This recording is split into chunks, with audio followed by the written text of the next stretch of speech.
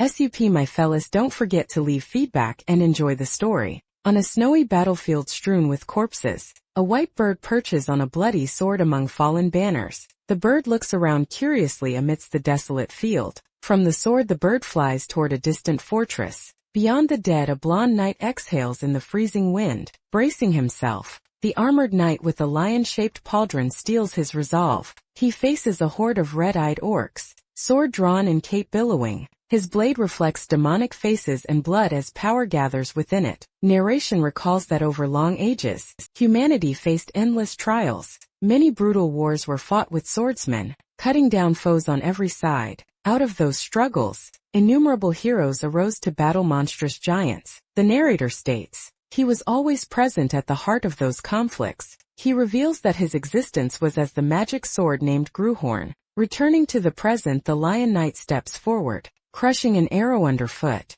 Now he confronts another massive ORC army readying for battle. The ORC host surrounds him before the castle. As he stands alone among the fallen, a gigantic enraged orc commander roars and swings his axe. The axe comes down and brutally cleaves into the knight's shoulder. The orc commander channels a red aura, empowering the countless monsters behind him. Groghorn reflects that he now stands not as a mere sword. He declares that he currently fights in the form of a knight. The knight unleashes blue elemental power, raising a wave of ice spikes. His blue eyes focus intensely as his power surges. Magic energy coils around his lips as he prepares a powerful technique. His ice blue aura spreads across snowfields, mountains and over the castle. The narration describes snowbound lands and blood-soaked walls. Lying silent, the fallen defenders begin to stir as blue mana pours into them. Wounded knights rise again, infused with the sword's power. Only the blare of a war horn, announcing a dawn charge, breaks the silence. The kingdom's warriors rally with glowing blue weapons.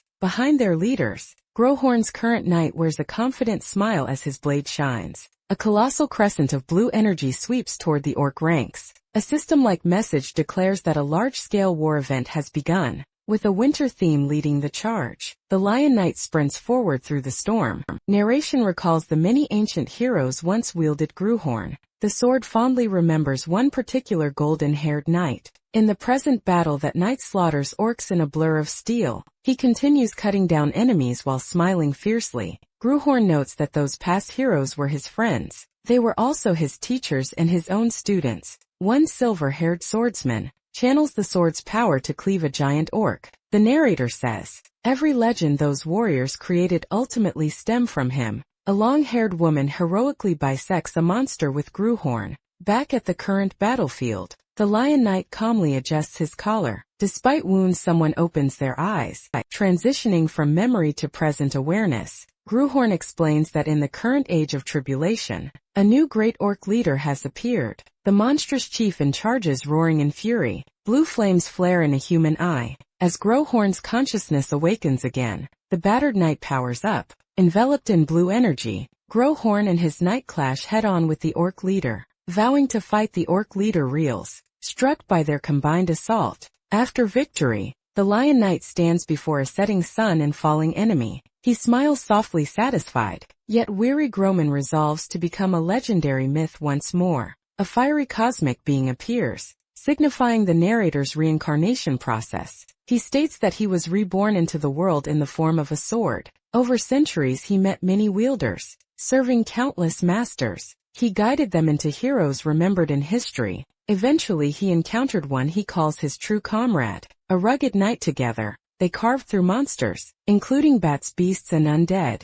That comrade began as a village boy from remote Leonberg. They traveled the world fighting side by side. Their partnership achieved unmatched heroic feats. Time jumps to the Frost Mountains, where storms gather ominously. In that final battle, devastating magic erupts amid snow and rock. The older knight staggers, coughing blood while gripping Gruhorn. He kneels in a blizzard, bracing himself with the sword. A colossal white dragon towers before him, dwarfing the mountains. The enraged dragon roars, releasing waves of pink energy. The knight faces it unflinchingly, prepared for a last stand. He fires a titanic beam of light straight into the dragon's chest. Grohorn ignites with blue flames, In his hand the knight unleashes a massive, mixed blue-pink explosion against the dragon. Smiling through his injuries, he urges his sword companion to fight with him. He then surrounds himself with blue aura, challenging the dragon again. In a final charge he drives Grohorn toward the dragon's heart. The attack tears through the dragon, shattering ice and sky. Narration leads into the climax,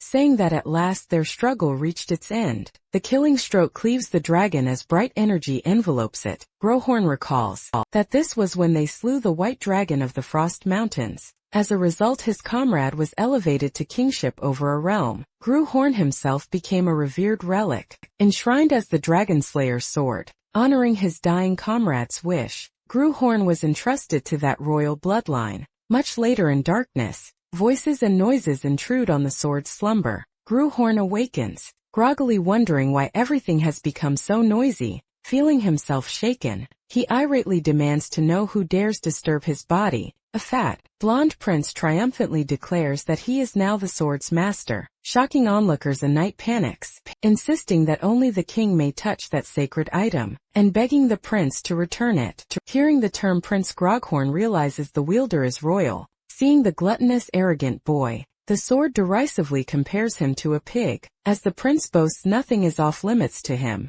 Grimo senses something is wrong and grows uneasy. He invokes his special authority of judgment to assess this new master. A status window reveals the boy is Adrian Leonberg, a 16-year-old with no aptitude and a list of terrible traits, confirming he is Leonberg's descendant. Grohorn is appalled that such a useless heir comes from the Sword Saint's line, while Adrian greedily imagines the power he'll gain. Adrian believes possessing Grohorn will finally force the king and nobles to acknowledge him. Grohorn dismisses him as ridiculous. Annoyed by his delusions, Adrian theatrically prays to the famed Dragon Slayer for power, but Grohorn flatly refuses to aid someone like him. The prince screams Grohorn's name in desperation. He wildly brandishes the sword inside the palace, guards and maids freaking out and begging him to stop. Furious at being ordered around, Adrian threatens the servants while rampaging with the blade. He convinces himself that if he gains Grohorn's power,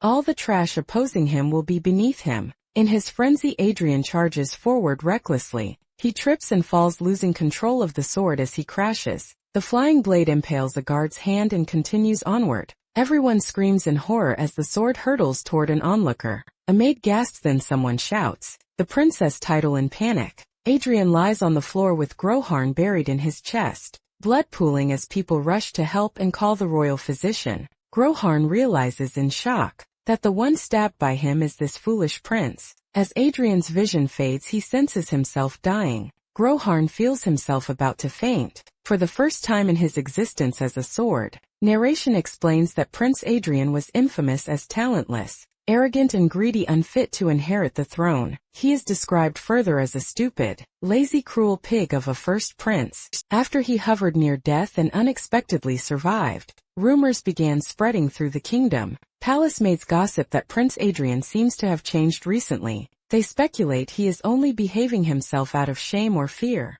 and will soon revert. The narrator notes that Adrian himself pays no mind to such rumors. Grohorn realizes with horror that by possessing this body, he has killed his comrade's descendant and stolen his life. A maid announces that the king has arrived, and urges Adrian to prepare to greet him. Adrian, now hosting Grohorn's soul, grumbles that his father ignored him while he was dying, and wonders why he visits now. The maid nervously urges caution in his words, as a stern silver-haired knight appears behind her. The knight remarks that although Adrian returned from death, his temper seems unchanged. He dismisses the maid, saying the king expects nothing from Adrian, while Grohorn wonders who this man is. The knight reminds Adrian that they share a master-student bond, and accuses him of pretending not to know him. Grohorn inside, Adrian guesses this must be the pig's former teacher. He feigns confusion, claiming his memories are in disarray, which alarms the knight. A servant announces the king's entrance, and Grohorn reacts to the mention of the monarch. Grohorn notes drily that the approaching king must be this scoundrel. Prince's father, seeing the king, he is surprised and judges him more impressive than expected. Grohorn revises his opinion, thinking the royal blood may not be as degraded as he feared. Narration comments that contrary to expectations, the king himself seems competent and composed as he addresses Adrian. When the knight informs the king of Adrian's memory loss, the court panics and calls for the royal physician to examine him. The physician checks the resting prince. While knights and maids look on anxiously, he reports Adrian's body is entirely healthy. The physician suggests Adrian's condition may be temporary memory loss, brought on by mental shock. Hearing this, Groman worries they might see through him. The king coldly calls the timing suspiciously convenient. He challenges whether Adrian thinks forgetting means his past misdeeds never occurred. The king lectures that people may err,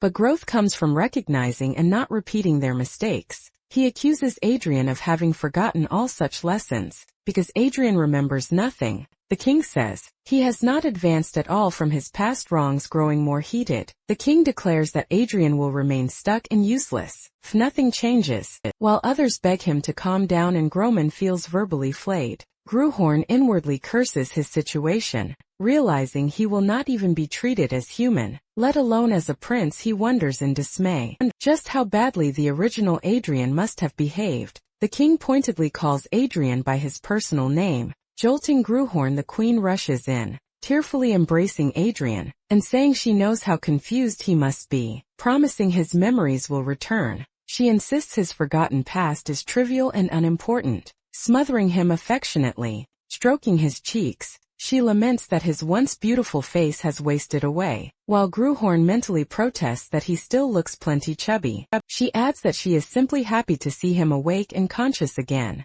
Cradling him, she begs him never to touch dangerous objects, like the sacred sword again, and says she would have been devastated if he had not awakened. Adrian sits awkwardly in her arms, overwhelmed by his mother's doting. Groghorn, looking at the grieving queen, thinks guiltily that although she clings to her son, Adrian himself actually died when the sword took over his body. Someone laments that their current situation feels very burdensome. As the scene shifts to a grand castle at night, the queen gently tells the chubby young prince to rest, and that she will visit him again after she leaves. The prince wakes with a bitter chuckle. He remembers that a comrade once asked him to protect his descendants, yet he ended up killing one of them. Tormented, he admits that even if it was accidental, he is the one who took that descendant's life. Resolving himself, he decides he must live well on behalf of the person he killed. He explains that after being reincarnated as a sword, he spent his life cleaning up after others, and although this new body is talentless and fat, that no longer matters. He concludes that all he needs is to rebuild his power from scratch. Confident in his experience raising many disciples, he readies himself to do so again. He states that the first step is to forge something called a mana heart. He begins channeling mana, glowing energy spilling from his mouth. Blue mana floods around him and condenses in his chest. As he attempts to form the mana heart, the mana violently churns. As he pushes the process further, the unstable mana bursts apart, scattering around his body. Startled and in pain, he realizes something has gone wrong with his chest. He concludes the mana has dispersed, because this weak body cannot properly accept it. Undeterred, he forces himself to try forming a mana heart again. He grinds his teeth and pours even more mana into the attempt. He repeatedly urges himself on driving mana back into his chest. Over and over, exhausted, he collapses as the mana once more explodes outward, writhing on the floor. He curses this body and how impossible it seems to handle mana. Still reeling,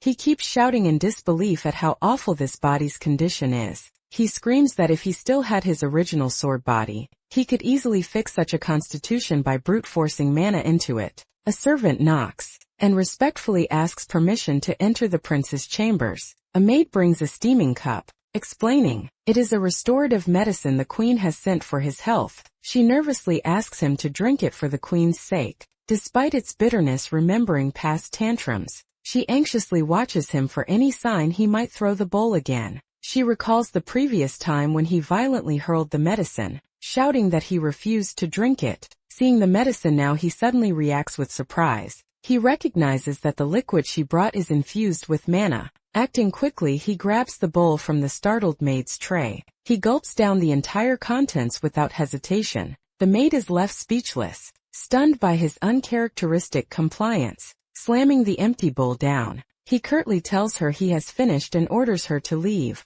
As she hastily agrees and backs out, he thinks to himself that he can now try forming a mana heart. One more time drawing on the medicine's power, he surrounds himself with blue flames, and begins the mana heart ritual again. Feeling the new mana settle, he notes with relief that this time the method seems to be working. He judges that although the amount of mana stored is meager, and will dissipate quickly, it is at least a functional start. He rushes after the maid in the corridor and calls out to her. Pointing at the tray, he bluntly asks if there is any more of that medicinal drink. Several days later his hand burns with blue mana, showing that his mana capacity has steadily increased. Smiling darkly, he mutters that at last the moment he has been waiting for has arrived. Overjoyed he declares, he can finally forge a proper mana heart. With the power he has accumulated, he recalls that he has created mana hearts countless times before, and believes he can do it again with ease. As the process begins,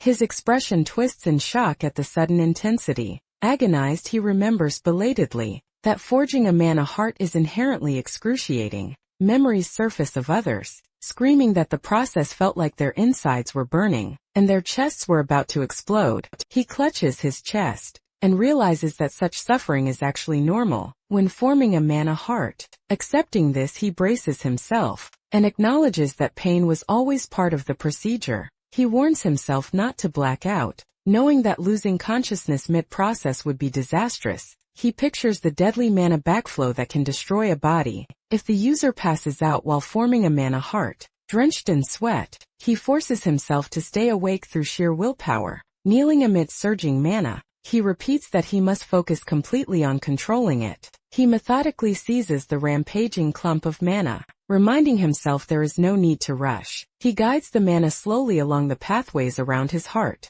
Following the proper flow, he lets the newly formed heart of mana permeate and integrate with his physical heart. The energy settles like a drop of water, spreading calm ripples through a lake. At last the wild man acquiesces, leaving him standing with a steady blue glow at his chest. Panting, he checks himself and confirms the process seems to have succeeded. Overwhelmed, he feels the strong, rhythmic beat in his chest and whispers that it is finally there. Gazing at the condensed blue core in his hand's perception, he notes this mana heart was crafted for himself, rather than for someone else. Laughing triumphantly, he proclaims he has completed a mana heart solely for his own use. He exalts aloud that he has indeed created a mana heart in this body. As he revels in victory, something strange catches his eye and makes him pause. A golden notification appears before him, stating that a mana heart has been created, and he wonders if this is some kind of status window. He realizes the window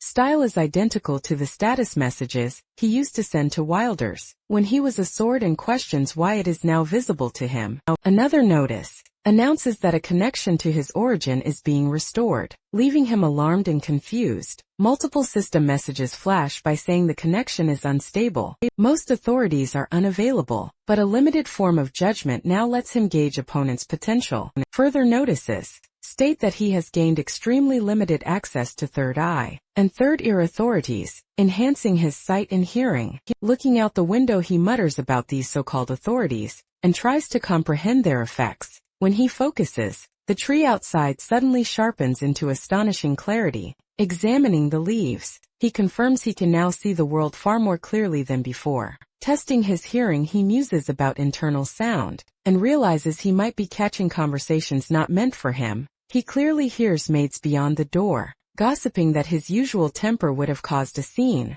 already confirming he can eavesdrop outside. Suddenly a sharp pain stabs his head, making him cry out. New warnings tell him his internal mana is depleted, and all authority use is being forcibly shut down. Holding his head, he understands that this brutal headache is what the phrase, extremely limited, truly meant. He reflects that compared to his former sword body, which could sense everything in all directions without blind spots, these new senses are feeble. He notes that the absolute perception he once had as a sword has vanished completely for now. With only a tiny trickle of magic power, he can merely see a bit better and overhear nearby sounds. By clenching his fist, he resolves that once he enlarges his mana pool, those authorities should evolve. As he thinks this, his stomach growls loudly. Scowling, he admits to himself that he is simply very hungry. Servants rush to promise food immediately, While he decides, his top priority is adapting properly to this human body. The queen visits overjoyed and praising her son for being so admirable. Hugging his face, she gushes that he finished every drop of her medicine, and must finally be taking care of his health. As she cuddles him, someone approaches, prompting him to acknowledge their arrival. A stern man in black, her brother and thus his uncle, appears and asks if the prince recognizes him. The boy honestly replies that he does not, concluding the boy truly lost his memory. The queen begs her brother to help guide this child. The prince realizes the man is the queen's only brother, and thus his sole uncle. Watching the exchange cautiously, the uncle scoffs that the boy did not lose anything valuable in forgetting such a troubled past, and seems visibly displeased with him. The prince decides he should clarify matters himself before any misunderstandings deepen. The uncle remarks that all he can really do is help the prince get rid of some of his excess fat, which shocks the boy. He warns that he will offer no more than that, and tells his sister not to expect miracles, while she insists even such help is enough. The prince is left confused, peppered with question marks. At this unexpected offer of harsh training, the uncle eyes him with a cold, intimidating gaze that promises strict discipline. Training begins with the boy being thrown to the ground, crying out as he falls. The uncle declares that from now on, every action from eating to breathing requires his permission, and that the prince should abandon expectations of special treatment. He adds that if the boy truly tries his best, he might be willing to teach him a little of the family's secret swordsmanship. The prince considers it absurd that the legendary instructor of an undefeated knight and a founding king is talking down to him like this. The uncle taunts that the prince's trembling fat shows how resentful he must feel. The boy straightens and addresses him, proposing they make a bet. He vows that within half a year, he will force his uncle to acknowledge him, determined to shatter that arrogant gaze. He stakes the bet by saying that if he fails, he will obey any command his uncle gives. In return, he demands that if he succeeds, his uncle must grant him a wish, which the older man finds amusing. The uncle accepts, saying he welcomes at least one source of entertainment in this dreary life. Later, the prince pants heavily during training, admitting he boasted too much for how weak this body currently is. Frustrated, he curses his sluggish out of shape body that refuses to move the way he wants. Mana begins to swirl faintly at his feet. As he contemplates another approach, he concludes he has to burn mana actively, and decides to focus on using it to burn away the fat all over his body. Watching this, the uncle is startled and begins to suspect what the boy has done. When their spar escalates, the uncle swings and the boy instinctively counters with mana. Shocking the older man, the prince stands with a blank look, blue energy still flickering around him. His uncle, stunned, demands to know if he actually created a heart in that body. The boy casually admits that he did so not long ago, and asks if the man already regrets their bet. The uncle snaps, asking what he was thinking creating a man of heart at all. He then presses, wanting to know where the boy learned the technique, and pointing out that he clearly does not understand the mistake he has made. The prince, confused, starts to repeat the concept of a man of heart, while wondering what problem his uncle means. The uncle explains that a man of heart is considered an outdated, crude technique now used only by low-level mercenaries. Leaving the boy aghast, the revelation echoes in the boy's mind, as he internally shouts in disbelief. His loud exclamation of shock rings across the castle grounds. Sitting later with hands clasped, he gloomily concludes that his cherished method has become an obsolete relic of a bygone era. His uncle repeats that mana hearts are crude methods for lesser fighters, underlining how out of date the boy's approach is. The prince stares in disbelief, sweating as he absorbs how much the world's techniques have changed. Flustered, he demands to know exactly what his uncle means, and the man replies that it will be faster. To demonstrate, the uncle gathers mana in a smooth ring around his hand, and tells the boy to watch closely. Using his enhanced vision, the prince sees that the uncle's mana is shaped into a clean, circular ring rather than a clump. The uncle then unleashes a powerful, ring-shaped slash of mana toward him. The blast crashes into the boy's hastily raised mana, overwhelming his defenses. Surrounded by fragments of energy, the uncle explains that these structures are mana chains, which can shatter sword energy from a mana heart, and are far easier and more stable to create. He adds that even a once renowned family that clung to mana hearts was ruined a century ago, so no one seriously uses that method today. Later the prince studies a book titled Mana Chain Basic Theory, and admits that times truly have changed. He reads how mages build circles, while knights weave chains of mana to grow stronger. The book details that a knight's rank is measured by how many chains they have formed. It lists the chain stages from single up to pentachain, showing the power progression. Closing the book, he concedes that this system is not complete nonsense after all. He notices the author's lineage, recognizing the name Altrajan and mulling over where he heard it. Suddenly he remembers and reacts as the memory surfaces. He recalls that long ago while he was still a sword, someone asked if he was the famed sword saint. He remembers a cloaked swordsman introducing himself as Ernest Altringer, and challenging him to see who truly deserved the title of sword saint. Back in the present, he remarks that no wonder the name Altringham sounded so familiar. Leaning on his desk, he idly wonders what became of that old rival. Time passes and the scene shifts to a bright new day over the castle. Out in the yard, the prince warms up for training while armored knights look on. His uncle asks if he actually read the Mana Chain book the night before. The uncle says that by now, the boy should realize how foolish his earlier choice of cultivating a man of heart was. The prince answers casually, smirking. He insists he does not think he made any mistake at all. The uncle, exasperated, questions whether the boy is refusing to accept reality, or truly does not understand the situation. Manifesting mana in his hand again, the uncle begins to explain that not all mana hearts are identical, hinting at deeper distinctions. Then narrator recalls the phrase, difference in class, while unleashing blue mana. The uncle initially thinks the boy is speaking nonsense. The uncle explains that some mercenaries imagine themselves ancient heroes, and asks what became of them. He says such people all stalled at 2 rings and faded away. The boy is challenged to prove he is different. By defeating a double chain knight, the uncle promises to become his guardian if he accomplishes that, as the boy's mother wants. The boy wonders if having his uncle as guardian will truly be good for him. They face each other in the training yard. Observed by knights, the uncle, offended, asks if his qualification as guardian is being doubted. He declares himself a count, Northern Army commander, and more.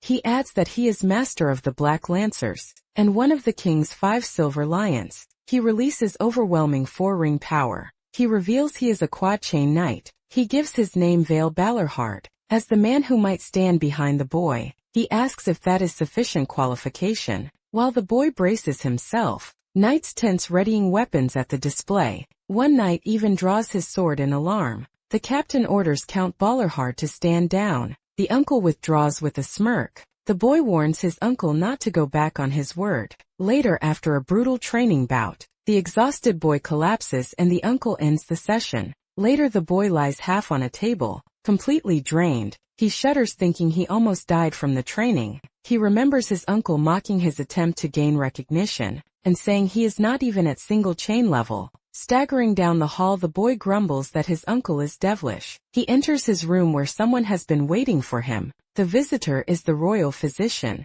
Humbled to be remembered, the boy, surprised, learns the queen ordered healing magic for him. The physician approaches with glowing healing magic, and politely invites the boy over. The boy panics and angrily throws him out, saying he does not need it. Fuming, the boy refuses to let the suffering he endured today go to waste. His knight escort silently watches his temper. At the next meal, the third prince calls out, asking if his brother is there. The third prince enters confidently, smirking. During the formal meal, the protagonist eyes his soup. While watching him, he silently wonders, what is up with this guy? His escort whispers that this is His Highness, the third prince, which shocks the boy. The prince says he heard about an accident, but is disappointed his brother looks fine. The boy bluntly asks what he wants, and accuses him of coming just to pick a fight. The prince sees, thinking his brother is the fool who stabbed himself. He restrains himself and says he has heard some interesting news. He reveals he heard about the bet with Count Balorhard to duel a double-chain knight. He leans in with a sly smile and says, about that he proposes himself as the opponent for that duel. Later, after the prince leaves, the boy sits brooding at the table with his escort behind him. He internally complains about how twisted Liamberg descendants are. The escort explains that third prince Julian is famous for his sword talent since childhood. He adds the prince reached second ring at 14. making him indeed fast. A maid nervously interrupts the boy's work. She hurriedly delivers a large stack of letters addressed to him. The boy, bewildered, wonders why people who never cared about this body are suddenly sending letters. He opens them puzzled. His maid watches as he starts reading through the pile. The letters are mostly formal apologies, coupled with requests to duel him, begging for the first opportunity. He interprets them as everyone, seeing this as a legal chance to beat him up. Smiling darkly, he concludes, he has become an easy target. He calls the maid back over. He orders her to write down the names of everyone who sent those letters back in the yard. A wooden practice sword clatters to the ground. The boy looks on confused. The uncle orders him to pick up the sword. He says the boy must know at least basic swordsmanship for their bet to mean anything, and that he will not accept excuses about lacking fundamentals. The boy grumbles internally that his uncle could have just handed him the sword more kindly. As he grips it, his body trembles from pain. He screams melodramatically about muscle pain to avoid training. The uncle stops him and asks if he did not receive healing magic. He reminds the boy that knights know healing magic only restores, not grows muscles. He explains flatly that healing returns muscles to their previous state and cannot build strength. He relents though, saying that was not his main point today. He tells the boy he actually wanted to discuss something else. Drawing his blade, he tells the boy to watch carefully because he will not repeat this. He demonstrates the kingdom's basic training sword style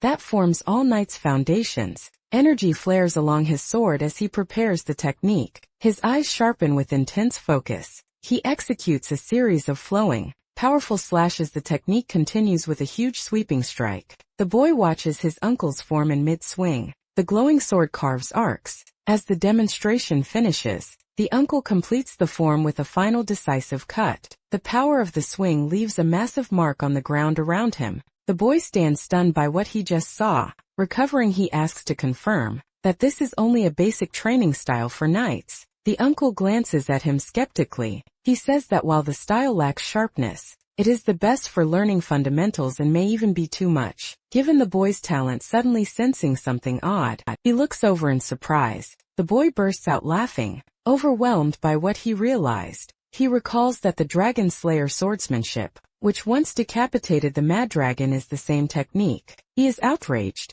that such a legendary art is now treated as trivial training. The uncle continues that this alone cannot win the bet, and suggests the boy later seek another teacher. The boy cuts him off, declaring he will learn no other swordsmanship, because this one is enough. The uncle is left speechless by that resolve. He finally concedes and tells the boy to do as he wishes. While the boy grips his practice sword tightly, the boy begins imitating the form with a heavy downward swing. He thinks about how this dragon slayer style has been reduced to a simple training form. He admits it is natural, given the current version lacks its original intent. He reflects that the style no longer carries the will to slay dragons. He thinks that people who abandon the man, a heart and the sword's will, cannot appreciate dragon slayer's true worth. He keeps drilling the form, his wooden sword striking the ground repeatedly. The uncle steps in, correcting him. As he practices, he scolds that merely tensing his arms will not put power into the sword, and asks if he has already forgotten the demonstration. He waxes the boy in the stomach to show a weak spot. Then he hits his legs as well. To reinforce his point, he explains that real sword power comes from channeling strength through the whole body. The boy quietly acknowledges the lesson. He admits to himself that his body is still weak and clumsy, barely imitating even a degraded dragon slayer. Nevertheless, he vows to prove that dragon slayer is not obsolete, junk to be discarded. Training continues day after day. As his footsteps pound the yard, he runs and pushes himself over multiple days, then 3 under his uncle's watch. After a week, he is still swinging more steadily. He also sits alone, cultivating his mana heart with intense focus. Time passes and a month goes by in this harsh regimen system. Messages appear stating his constitution has improved, and his morbid obesity trait has become general obesity, with faster metabolism. Further notifications say he has grown used to his body, lost the clumsy trait, and his exercise efficiency has greatly increased. Additional messages report that consistent mana training has changed his constitution. His mana sensitivity disorder disappears, and is replaced with heightened mana sensitivity. He now swings the sword far more smoothly than a month ago. Sweat pours as he continues lifting the blade overhead. He notes he feels stronger than yesterday. He senses each swing becoming more perfect than the one before. So engrossed he ignores a shout to stop and keeps slashing. His strikes dig into the wet stone, splashing water in a storm-soaked yard. He and his uncle continue training while another knight looks on. The uncle's hand bleeds, where he has grabbed the boy's sword to halt him. Blood drips to the ground, showing how far the session has gone. The boy finally comes back to himself and weakly calls to his uncle. He stares in shock at what he has done. The scene shifts to a heavy training post broken by his last strike. The cracked post still stands, but bears clear signs of the destructive blow. The boy looks horrified at his own power. The uncle explodes, calling him a fool for training so recklessly in this weather. He scolds that a real sword would have injured him badly. The boy gazes at his own hands, covered in blisters and blood. New messages declare he has awakened from extreme concentration, retained its sensation and gained a hyperfocus trait. He lets out a weak laugh at this development. He jokes internally that if he pushed that focus again, he might be struck by lightning and die collapsing. He is carried off while a knight rushes over shouting for his highness. His uncle looks down at him, rain mixing with tears on his face. The uncle calls him a foolish brat, but clearly cares. The boy later wakes up groggily in his bed. Realizing where he is, he wonders if he blacked out. He admits he misjudged the limits of this body. He reflects that in his past life as a sword, he had already achieved titles like Nameless War Hero, Sword Master and Mercenary King. He remembers also being hailed as the founder of the kingdom. He recalls leading wars, raising heroes' strength and guiding their paths. He names himself Gruhorn, once a wise advisor and excellent teacher in sword form. Yet he notes that as a sword he was always only a third-party observer. That is why he now swings the sword himself, relishing that the effort and results are finally his own. He concludes that if he keeps going at this pace, his frail body will break, so he must balance mind and body. Sitting to meditate, he notes it has been over a month since forming his mana heart, and that he has gathered enough mana to advance to the next stage. Blue mana flares around him. As he calmly prepares for that next advancement, the system acknowledges that through steady effort, he has accumulated mana to a significant level. Mana surges around his body, as he channels the gathered energy into himself. The notification states that his body can now endure a greater amount of mana. It further announces that his mana heart has enlarged. He concentrates the blazing mana into his hand,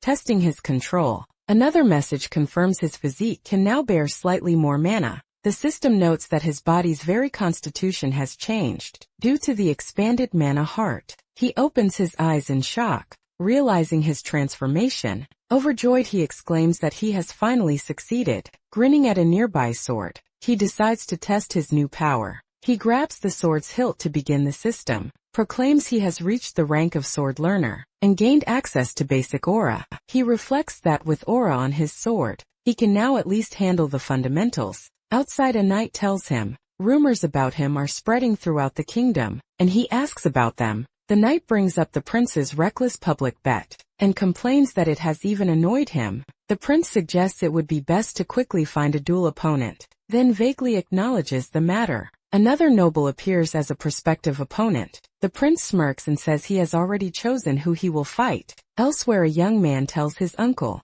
it would be difficult to fight a double-chain knight immediately, and asks to duel single-chain opponents first, and his uncle agrees back at the training grounds. The prince calls to Karl and asks about the thing he requested. Karl respectfully hands him a compiled list of everyone who sent him duo requests. Karl hesitantly asks if the prince plans to use those challengers for practice matches. Karl warns that most listed nobles resent the prince, and might try to seriously harm him under the pretext of duels. The prince says he already knows that, hinting he has a reason. He then tells his uncle that he will need him to act as referee. The prince asks only that his uncle prevent anyone from dying during the duels, calling it a small favor. A few days later on the first duel day, a nervous young noble stares at the arena. He arrives at the first prince's grand palace, thinking bitterly of the scoundrel who lives there. He introduces himself in narration as Taylor Talheim, second son of a minor baron family. A flashback begins,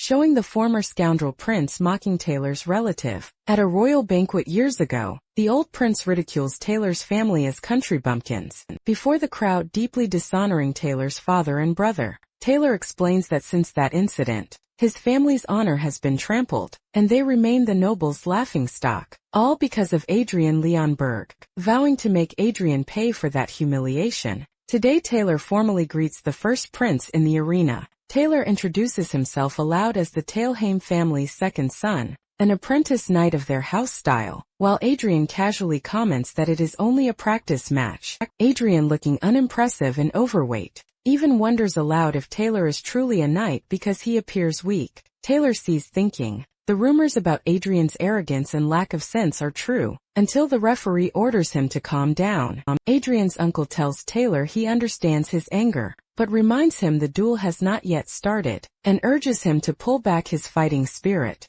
Taylor blushes and excitedly exclaims Lord Ballenhard's name, clearly admiring the famous knight. He bows deeply, saying it is an honor to meet Ballenhard, who politely returns the greeting. Watching Taylor fawn over his uncle, Adrian mutters that people might mistake Ballenhard for the prince instead of him. Ballard reproaches Adrian that his past behavior brought all this trouble, while Adrian grumbles about him, always bringing up old misdeeds. Ballard orders both fighters to take their positions, and announces the start of the duel. Adrian and Taylor face each other with crossed blades. Tension high. Taylor ignites his mana chain, enveloping himself in his sword in bright aura power surging. Taylor warns Adrian to be careful as he prepares to attack. Taylor dashes in with a powerful aura-charged slash. Aimed at the prince, their weapons clash violently, sending shock waves through the arena. Taylor follows up with another huge downward blow, but Adrian firmly blocks it. Adrian calmly observes that Taylor's movements are wasteful and inefficient. In the next exchange, Adrian's aura-coated strike meets Taylor's attack head-on. Taylor suddenly senses the presence of a heart within Adrian's aura, something he did not expect. Adrian's counterstrike smashes through Taylor's assault and sends him flying. Taylor is thrown hard into the ground, the impact cracking the stone. Shaken, he mutters that a simple mana heart should not be able to resist a mana chain, and wonders if it is because Adrian has only one ring. Adrian, barely bothered, says the attack only made his chest tingle a little. Taylor reacts in disbelief, as he realizes how little damage he has done. Observing from the sidelines, Carl and the knights hear a strange sound from Adrian's sword, and question what it is. Ballerhart recognizes it with alarm, as sword resonates as the sword hums with energy. Taylor thinks to himself in shock that this cannot be happening. He charges again, yelling in denial, blade crackling with aura. Adrian is momentarily surprised by the renewed ferocity. Taylor's frenzy blows rain down on Adrian, who struggles under the assault and groans. Taylor continues his wild barrage, screaming as he hammers away at Adrian's guard. The clashing aura erupts in a blinding explosion of light and force. Amid the blast, a figure's feet skid and splash through the dust. As they're pushed back when the dust settles, Taylor is panting while Adrian stands with sword lowered. Still on his feet, Adrian reflects that people say ring mana and heart mana are incompatible, and he acknowledges that this is true. He notes that combining both makes him feel close to mana backflow, as if his mana heart might rupture at any moment. Nevertheless, focusing on Taylor, Adrian asks if he said he was Baron Talem's second son. Adrian tells Taylor he needs to cool his head. He closes his eyes and concentrates, repeating to himself to focus on his senses. In his mind's eye, he appears submerged in water, sinking deeper into his inner world. Underwater, he reaches out and commands something within himself to awaken. Narration explains that whether his blade is called Demon Sword, Holy Sword, or anything else, it is all the same to him. A massive dragon-like spirit appears, suggesting the many names tied to the weapon's legend. Adrian's hand touches the spectral sword, which is described as containing part of his own soul. The system reports that his mana heart has accepted a tremendous will and gained a distinct color. It specifies that a dormant will to slay dragons inside him has now awakened the sword's memory of hunting dragons, and the heart's dragon slayer essence, combined within Adrian. The system declares that the Dragon Slayer's heart has been activated. Adrian's eyes turn crimson, reflecting that awakened power. A dragon-shaped aura coils around him, as he is encased in a killing intent, forged solely for slaying dragons. Narration calls this the true power of the dragon-slaying sword, whose energy now flows from his heart into the blade. Taylor stares in horror as Adrian's crimson dragon aura towers over him. Trembling Taylor can barely comprehend what he is seeing. Ballard, realizing the danger, shouts for the duel to stop. Consumed by berserk killing intent, Adrian launches himself at Taylor to strike. A flashback shows Adrian asking his uncle for one favor. Before they spar, he explains that if it ever looks like he is about to kill his opponent, his uncle must intervene in the present. As Adrian's killing blow descends, that previous request hangs over the scene. Balahard fulfills the promise by charging in with overwhelming power to stop his nephew. Their clash sends Adrian hurtling away and smashes the ground. Balahard stands with swirling aura, having subdued Adrian in a single powerful move. Adrian lies battered against the shattered wall at his uncle's feet. Balahard turns away, his decisive strike having ended the berserk episode. Other knights surround him with swords drawn, accusing him of possibly committing regicide. Adrian rises unsteadily and orders them to stand down, saying he himself asked Balahard to do that. He admits he did ask but grumbles that he never told his uncle to knock him completely unconscious. Smiling wryly, he complains that he never asked to be knocked out, while everyone else looks shocked. His mana heart pulses violently, still swirling with excess blue energy. Catching his breath, he thinks his mana heart had nearly cracked under the strain. He acknowledges that his uncle's strength is on another level, compared to a single chain knight, and that he took that blow head-on. Examining his chest, he notes with relief that there seem to be no lasting side effects. Despite the danger, he concludes cheerfully that everything turned out fine, since he ultimately won the duel. Later, lounging in his room, Adrian is asked why he is smiling to himself, and snaps back from his thoughts. Balahard visits, and demands to know what exactly Adrian did out there. Furious, Balahard calls Adrian's dragon-slaying technique an unrighteous sword he never taught him. Adrian calmly answers that he only followed what he believes to be the essence of the sword. Balahard inwardly scoffs that Adrian speaks of the sword's essence, without any real combat experience. He muses that to Adrian the sword's essence is pure killing intent, which, while unsettling, is also undeniably part of the truth. Balahard concedes, aloud, that Adrian's view is indeed one kind of truth. Adrian is surprised by this unexpected acknowledgement. Adrian remarks that he thought his uncle would lecture him with lofty ideals about the sword instead of accepting that view. Balahard explains that he is a soldier, not a chivalrous knight, and values victory over righteousness. Adrian listens intently as his uncle prepares to add a caveat. Balahard warns that Adrian's sword goes too far, and that excessive killing intent will eventually blur the line between friend and foe. Adrian replies that all this scolding is just his uncle's way of trying to correct that problem.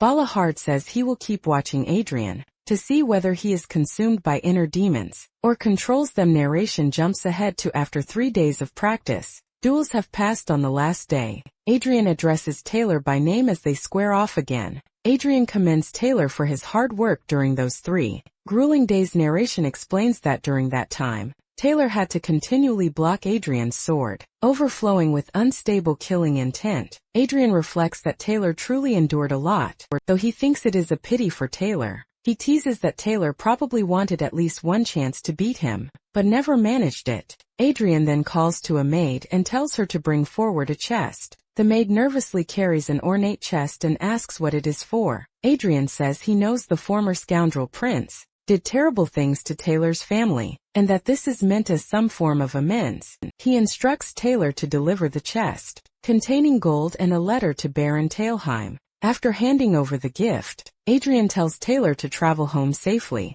Adrian thinks that, although he is not obligated to fix the previous prince's mess, if someone works for you, he deserves to be compensated. While Taylor thanks him profusely, narration recounts that this scoundrel prince's practice duel quickly became the hottest topic in the kingdom. Meanwhile, Spiteful nobles gossip that the first prince will soon be punished and humiliated for his past misdeeds. But even after waiting, the scandalous news they expected never arrives, leaving them confused instead. Word spreads that the duel was just a misunderstanding. Both sides fought earnestly, and the prince was not as bad as the rumors claimed, with Taylor's uncle and others publicly supporting Adrian's sincerity. The disappointed schemers assumed the royal family must have silenced Taylor, and his allies' narration adds that when Adrian hears that claim, he slams his fist down in outrage. He shouts that Taylor only stayed quiet because he was embarrassed about losing to him, muttering that these nobles have nothing better to do.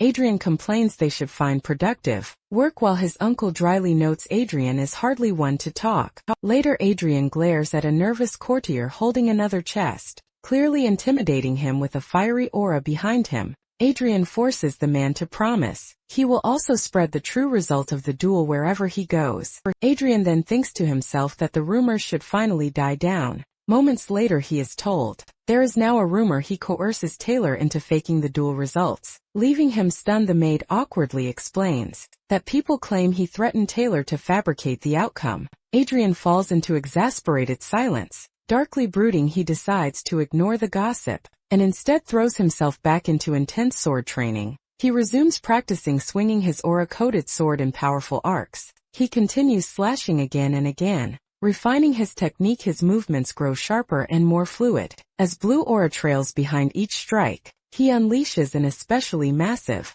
focus slash, pushing his limits. The sequence ends with a close view of his blazing blue sword as it cleaves through the air, symbolizing his relentless drive to grow stronger. The prince channels intense blue mana. Preparing for battle, he asks his knight Carl how many dual challengers remain, and here's today's opponent will be the last. The prince, now overweight, thinks that apprentice knights are no longer a match for him. Carl notes that the final challenger is a properly trained knight. He explains this knight left their family style to train seriously within a knighthood. Reading the dossier, the prince finds the opponent is a probationary member of the elite Iron Lion Knights. The challenger is named Arwen Kirgian, who arrives at the castle. Guards confirm the armored woman bearing the Iron Lion emblem is indeed the famous probationary knight. Arwen is introduced as a legendary beauty, nicknamed the Flower of the Cliff and Thorny Rose, who crushed many men's hearts. She steps into the courtyard,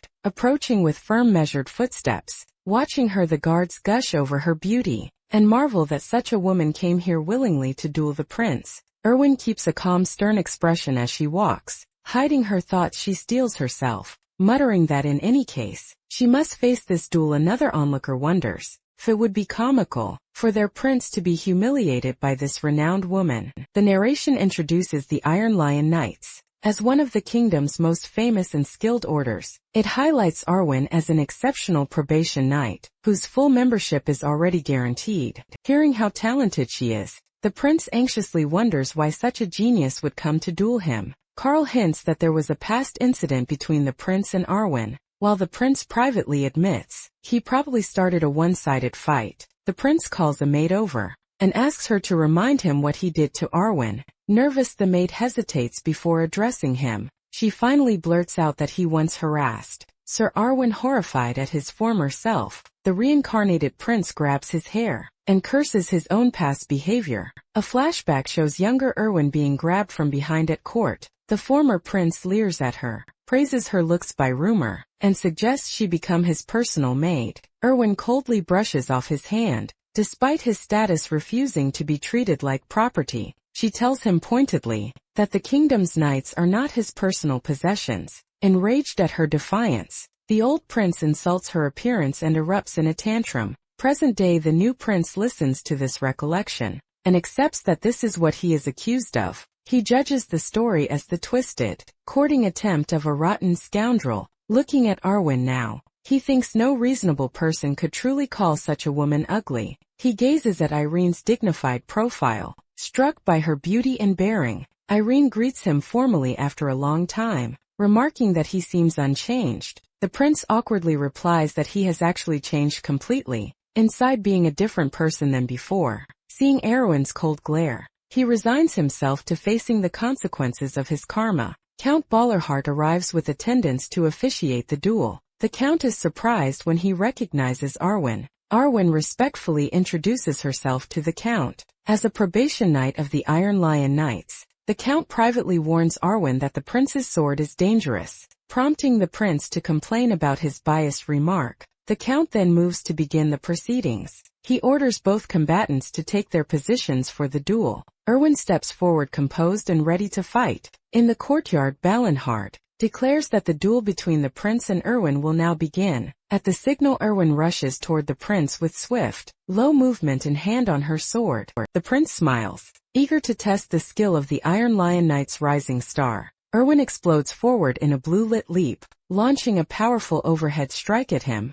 The prince tracks her approach with glowing eyes, and evaluates her movement as respectable. Their blades clash in a burst of blue energy. As Arwen presses a fierce attack, the prince feels mana inside him begin to surge and backflow. Dangerously, Arwen meets his blade with a strong cross guard, matching his empowered blows. The prince grunts while swinging down as Arwen blocks and counters. From below, Erwin unleashes a flurry of rapid, precise sword strikes that drive the prince back. She continues her relentless assault, battering his defenses from multiple angles. The prince realizes he is being completely controlled in the fight, and decides the situation cannot continue. Arwen gathers mana again, preparing another powerful blue-charged slash. In response, the prince activates his unique power, Dragon Slayer's Heart Red in red energy. A spectator with red eyes is shocked and alarmed by the sudden manifestation of his power. The prince charges, releasing a crimson wave of force that collides with Arwen. Arwen is driven back through the air by the blast. Momentarily overwhelmed, regaining footing, she pushes herself to sprint back, and despite the danger, she notices something strange about the prince's sword and aura. The prince acknowledges that even among single-ring mana users, Arwen is on a much higher level than most. His judgment ability becomes available, allowing him to appraise her status. He reads Arwen's profile, seeing her high combat aptitudes and traits like sword prodigy, competitiveness and pure heart. Empowered by Dragon Slayer's heart, the prince stands bloody but intensely focused. He notes that if he can read all that with only limited authority, it means Arwen's power is still comparable to or below his own. Erwin powers up with blue aura again, refusing to yield. The prince concludes this means she is at most his equal or slightly weaker, and resolves to go all out. Both combatants surge forward with red and blue energies, declaring the real battle is starting now. Later in the bout, the exhausted prince pants heavily, body covered in bruises. Erwin is also gasping, battered from the prolonged clash. As the sun sets, they face each other in the arena, still standing despite 3 days of fighting. One of their swords falls to the ground as fatigue finally catches up. Count Ballerheart calls an end to the day's duel, and postpones the conclusion until tomorrow. The prince clicks his tongue, saying he was just about to finish the fight. Erwin smiles faintly, claiming she too was moments from victory. Their mutual competitiveness flares, as they suggest continuing the duel, as long as the other wishes. Ballerheart sternly shouts enough, stopping them from escalating further. He points out that it is late, and orders both fighters to seek healing immediately. A healer rushes to the prince, promising to treat his injuries at once. While healing him, the cleric fusses over additional bruises he finds. The prince watches as another healer tends to Arwen's wounds. Arwen, still quiet, seems uneasy as she glances toward the prince. The two leave the arena in opposite directions, without speaking further. As Arwen walks away, she internally vows that she absolutely will not lose this duel. Narration remarks that after days of fighting, no clear winner has yet emerged. Iron Lion Knights gossip that it is already the 3rd day of dueling, and they are surprised the prince is holding up. One knight admits Arwen's reputation is deserved, but says the first prince's skills are equally impressive. Ballerheart hopes the duel will finally produce a result today. Before resuming, the prince tells Arwen he has something to say. Arwen assumes he intends to apologize, and warns she will not accept any apology. She adamantly states that no apology can erase what happened before. The prince instead thinks she just wants to reclaim her pride through victory, then says that is not actually his point. He suggests making the duel more interesting by placing a prize on the line. He proposes that the loser must grant one wish to the winner, even kneeling or apologizing if ordered. Erwin stands silently considering this risky condition. Carl and the others panic, insisting a prince should not offer such stakes, but the prince ignores them. He asks Erwin directly what she thinks of the proposal. Erwin replies formally that, as a knight loyal to the Lemberg royal family, she cannot lightly accept a bet that might disrespect him. However, she adds that if the wish remains within what he permits, she is willing to accept the wager. The prince, shrouded in red aura, again praises her decision as sensible. Arwen charges anew, shouting that he must not go back on his word. Later the two clash once more in a storm of red and blue slashes. Arwen sends a massive blue energy wave at the prince. The prince's eyes glow red with ferocity. As he counters, he drives a devastating red strike straight at Arwen, forcing her to block and cry out. Arwen is shocked by his increased speed, and notes he was not this fast the previous day. With Dragon Slayer's heart blazing, the prince appears beneath a vision of a roaring dragon, making observers wonder if he had been hiding his true strength. Red and blue energies collide repeatedly. As they trade overwhelming blows, both fighters are hurled through the air. By a massive exchange of power, Arwen takes another heavy hit, grimacing as she tries to keep her guard. She sprints in again, while the prince swings a huge red arc that tears up the ground. Gasping, Arwen continues to endure his assault, refusing to fall. The prince presses forward with relentless crimson strikes. Their powers clash once more. In a blinding confrontation of red and blue, the shockwave flings swords aside, ending in a decisive exchange. Arwen drops to one knee, badly shaken, while the prince staggers but remains standing. The watching knights are stunned, speechless by the outcome. Ballerheart stares in surprise at how far the prince has progressed. Arwen, trembling, mutters in disbelief that this result cannot be real. The prince approaches and calmly announces that under their wager, he has won. Standing before the kneeling Arwen, he begins to declare his wish. He looks down with a faint, resolved smile. Arwen hears him state that what he wants is her. Narration shifts to Carl, who says, being royal guard to the infamous first prince seemed easier than expected. In an earlier memory, Carl first introduced himself to the prince and pledged to serve him. Carl recalls that although the prince appeared arrogant, he did not behave as violently as court rumors claimed. Carl later watches the prince training alone, swinging a sword in the courtyard. Contrary to rumors, Carl begins to doubt his earlier negative impression of the prince. One rainy night, he and other knights quietly observe the prince, obsessively training in the downpour. A subordinate suggests stopping the prince, because the rain is too heavy. Carl moves to intervene, shouting for the prince to be careful. At that moment, the prince's strike explodes, with golden power against the wooden dummy. Carl watches in awe as the drenched prince smiles through the sparks. The sight convinces Carl, shown by his widened eye, that the prince is extraordinary. Carl narrates that from then on, he felt the prince was destined to become a great man. Returning to the present duel, Carl admits he used to think that way. As the prince tells Arwen he wants her, the onlooking knights reel at the seemingly scandalous confession. Carl wonders if he misjudged the prince's intentions after all. Exhausted, Arwen steadies herself, and questions if his demand is truly what he desires. She shouts, asking if that bold wish is really what the prince wants from her. The prince answers that in her current state, she is just an apprentice who cannot defeat even a scoundrel prince. He explains that what he actually wants as his prize is something else. He clarifies that he seeks Arwen Kurgan's potential and future as a knight. He says he needs a knight who chooses to follow him of their own will. He emphasizes he does not want someone bound only by royal decree. Instead, he desires a knight who belongs solely to him, and believes Arwen fits that role. Drawing on his judgment readout, he tells her she possesses remarkable talent with the sword. Therefore, he concludes, Arwen Kurgan is exactly the person he wants. He formally asked her to become his knight.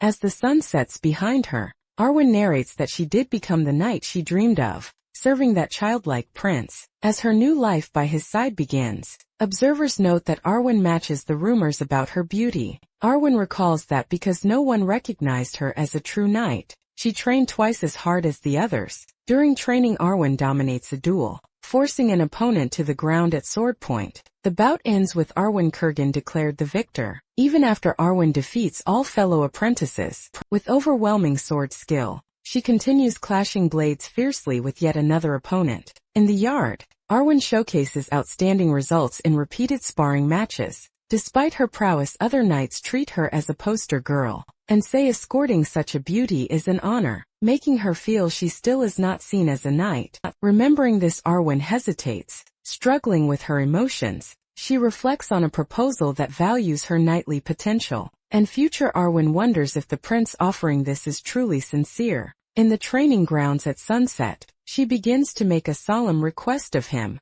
Arwen asks the prince to treat her not as a woman, but purely as a knight. She adds that if he does so, she will comply with his wishes. The prince silently considers her earnest demand. Arwen watches him tensely, awaiting his response. He agrees, and promises to honor her as a knight. Arwen steps forward to formally kneel before him. She drops to one knee in front of the prince to pledge herself. Arwen, eldest daughter of the Kurgan family, begins swearing loyalty to Prince Adrian Liam Burke. She vows to dedicate her sword and entire life in his service. Astonishing the watching knights, a stern black-armored commander looks on in speechless surprise. Adrian, invoking his status as legitimate heir of Leonberg, officially knights Arwen. As Arwen kneels, he pronounces the virtues she must uphold as a knight. He finishes the ceremony by commanding her to remain brave, courteous and loyal. Later at the academy grounds, Arwen's swift movement catches students' attention. Some apprentices gossip that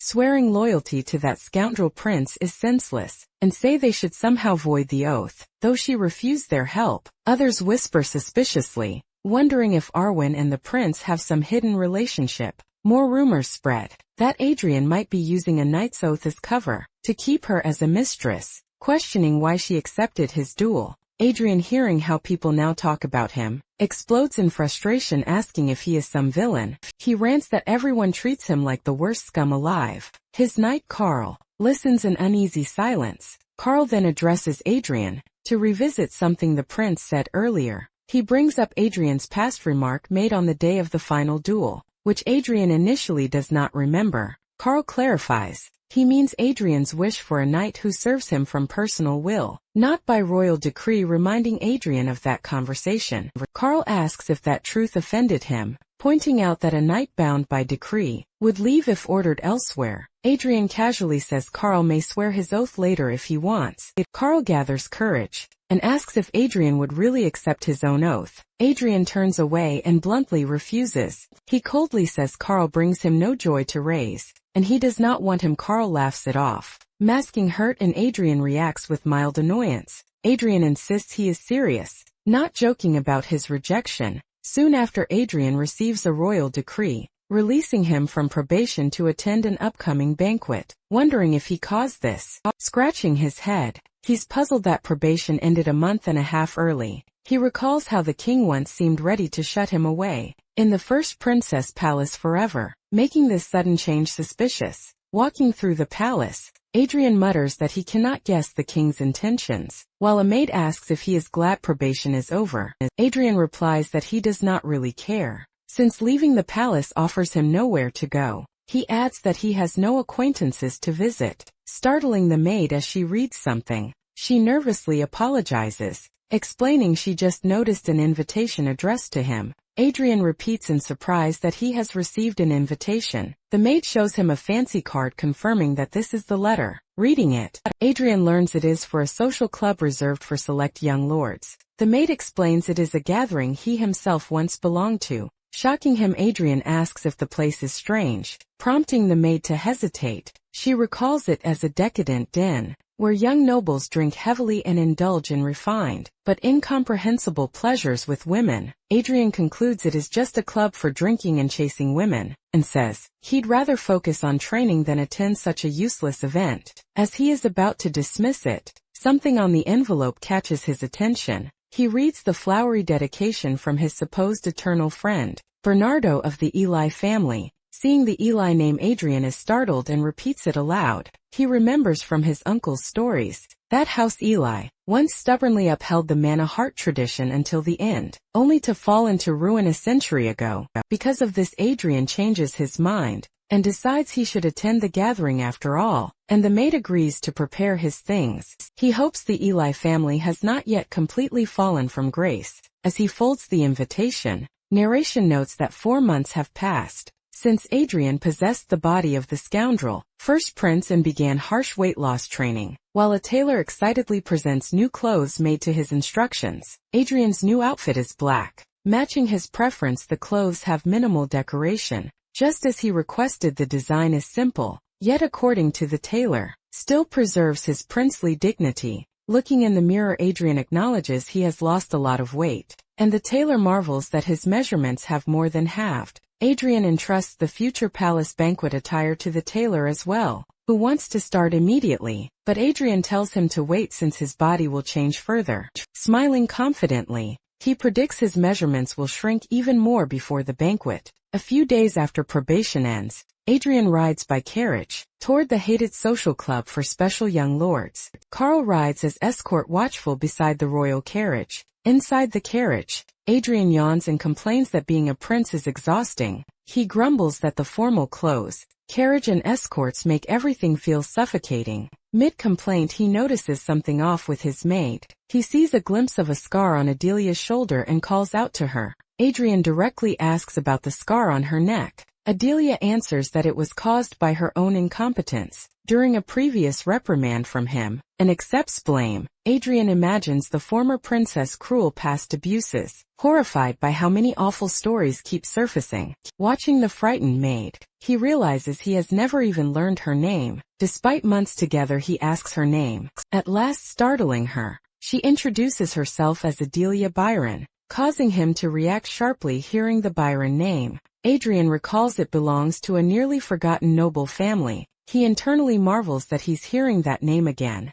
and narration shifts to a distant past. Before cities or kingdoms existed, the story describes the many races on the continent, showing dwarves and orcs amid war. It was an age when weak humans were naturally robbed and slaughtered by stronger species. Some heroes arose and ended that era of human misery. At the climax of a great war, those saviors who made humans the continent's dominant race came to be called the Five Electors. One of these 5 legendary heroes steps forward in the tale. The red-haired swordswoman is named Gruhorn. She stands amid blazing skies and challenges an unseen interlocutor to consider what comes after the war. Facing a horde of monstrous giants, she muses about what she and her comrade will do once the fighting ends. A close-up of her fierce eyes underscores her resolve. She then launches into the fray. Leaping at the colossal enemy, she beheads Idea, the king of giants, ending the giant's centuries of exploitation of humankind.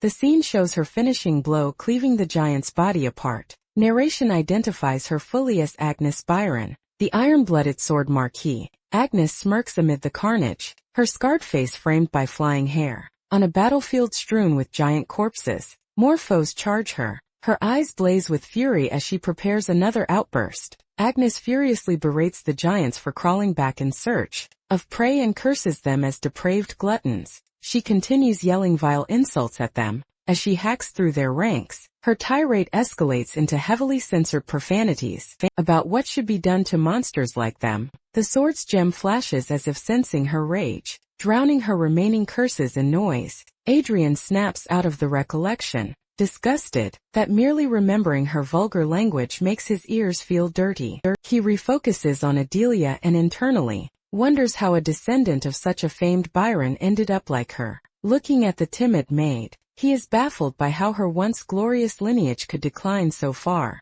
Carl informs Adrian that the carriage has arrived at the destination. Carl peers in from outside, addressing the prince again. Adrian steps out saying Carl's timing is perfect. The prince strides away from the carriage toward the club entrance. He tells a confused Adelia they will talk later, leaving her standing there bewildered. Adelia watches them go, surrounded by question marks, unsure what just happened. At the entrance, a silver-haired young noble joyfully calls out to Adrian, introducing himself formally. Bernardo of the Eli family greets Prince Adrian and asks if he has been well. Bernardo effusively says he is overjoyed Adrian is safe, while Adrian skeptically thinks the supposed Eli heir just looks like a punk. Bernardo remarks that Adrian must have suffered greatly to become so thin, prompting a thoughtful look from the prince. Adrian lets out a dark chuckle, unsettling Bernardo, who asks if he is all right. Adrian brushes it off, saying his body is fine, and that coming today might actually be a good thing.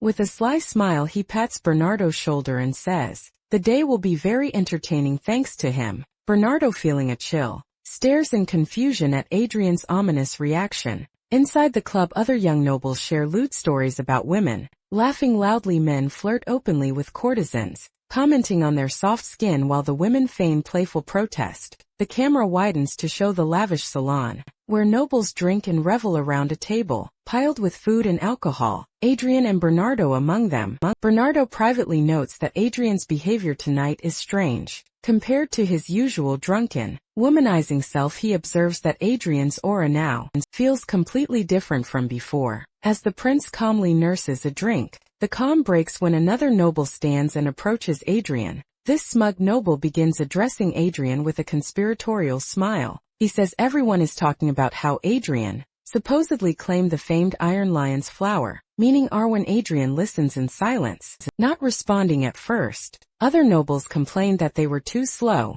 saying they had also coveted Arwen, and wished they had secured her oath first. One man ludicrously imagines how Arwen's body must look beneath her armor, calling her beautiful and wondering about her flesh. Adrian interrupts him, and abruptly asks whether the man has any sisters at home, startling him when the man hesitantly answers. Adrian reminds him that he himself has a younger brother, and says that is fortunate. Before the lecturer can process it, Adrian suddenly moves his fist, flashing toward the man's face. He slams the noble with a brutal punch. The blow sends the man reeling and screaming as blood flies. He crashes to the floor, shattering his glass and soaking the carpet with spilled wine. The other nobles and women stare in shock at the sudden violence. Bernardo is horrified and speechless at Adrian's outburst. Adrian coldly remarks that it is fortunate the man's family line will continue, implying his target will not be able to father children after this. He then savagely kicks the man in the groin with explosive force.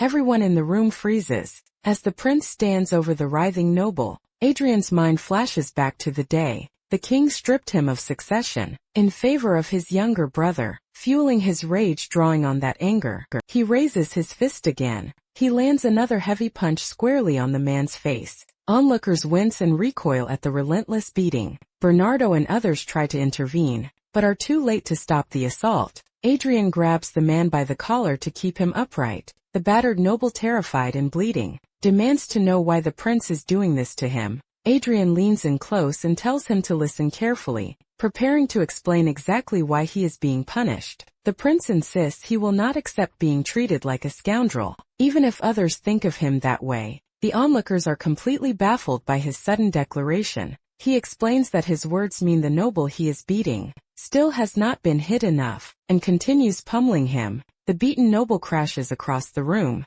As the prince finishes his attack, everyone watches in shock while the prince stands over the aftermath. The noble lies bruised and barely conscious on the floor. The prince calls Eli, who hurriedly responds in fear and submission. Smirking, the prince says he already knew this day would be entertaining. Eli internally panics, unable to understand why the prince is acting so violently. The prince orders Eli to summon the royal knights. Eli loudly affirms that he will obey the prince's command and runs off. The Gavin Hall falls into uneasy silence as the prince waits. In the center, with the beaten noble at his feet, the prince calmly stands with blood on his face. Collecting himself, he orders the women present to leave the room. One nobleman hesitates, clearly uncomfortable with the situation. Nervous, he begins edging toward the exit. The prince icily reminds him that only the women were told to go. The prince warns that any man who leaves now will only do so after being turned into a woman. The nobles recoil in terror as they imagine the prince's brutality.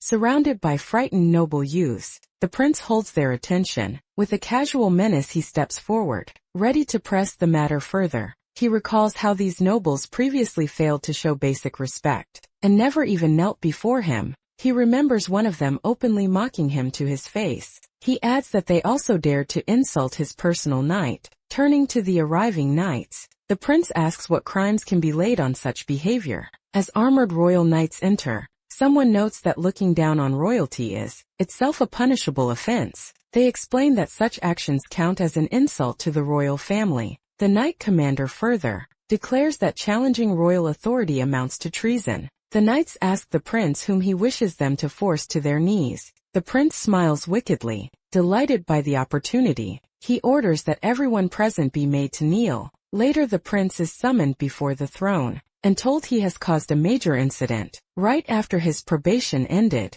the king angrily lists that 14 noble children have been arrested, under charges like insulting royalty and treason. The king demands, if the prince understands the gravity of what he has done, he says the nobles must be punished for defying royal authority, but warns that angering 14 families will have serious repercussions. The prince calmly asks, if the king is mainly afraid of political backlash. He argues that the arrested youths are useless embarrassments, whom their own families barely tolerate. The prince suggests sending letters to resolve the issue. When the king asks to whom, the prince points out that each family already has someone best suited to handle its internal problems. He clarifies that he means the brothers and sisters of the arrested scoundrels. He challenges the king to say if that reasoning is wrong. The king finally dismisses him and the prince leaves, satisfied that his father had no rebuttal. Later the prince greets a nervous maid, kindly assuring her he will not hurt her.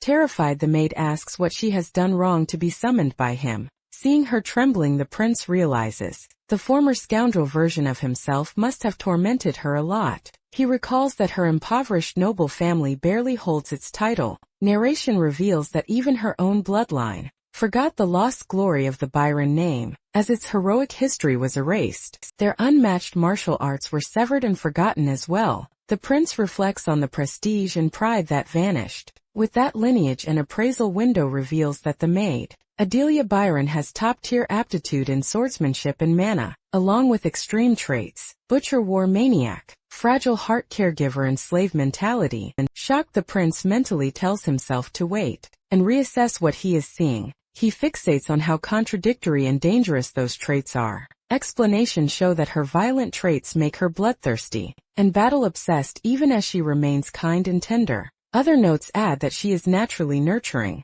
yet psychologically dependent and submissive. The prince realizes she has unparalleled combat talent, but no trait to restrain the madness that will come with it. He wonders whether unleashing such an unstable powerhouse on the world is truly wise. After agonizing over it, he decides he has to at least try. He steels himself accepting the challenge of managing her power. He reasons that S-rank sword talent is too valuable to waste, and notes that one particular trait could be used to his advantage. The narrative defines slave mentality as a trait where one finds joy in serving a powerful master. Wholeheartedly, the prince addresses Adelia by name and commands her to swear loyalty to him. Confused, she stammers, asking what he means. He bluntly tells her to become his knight and swear the oath. Immediately overwhelmed, she insists someone as lowly as her cannot possibly fill such a role. He recalls her saying her family was insignificant, then promises to take responsibility for them. In exchange,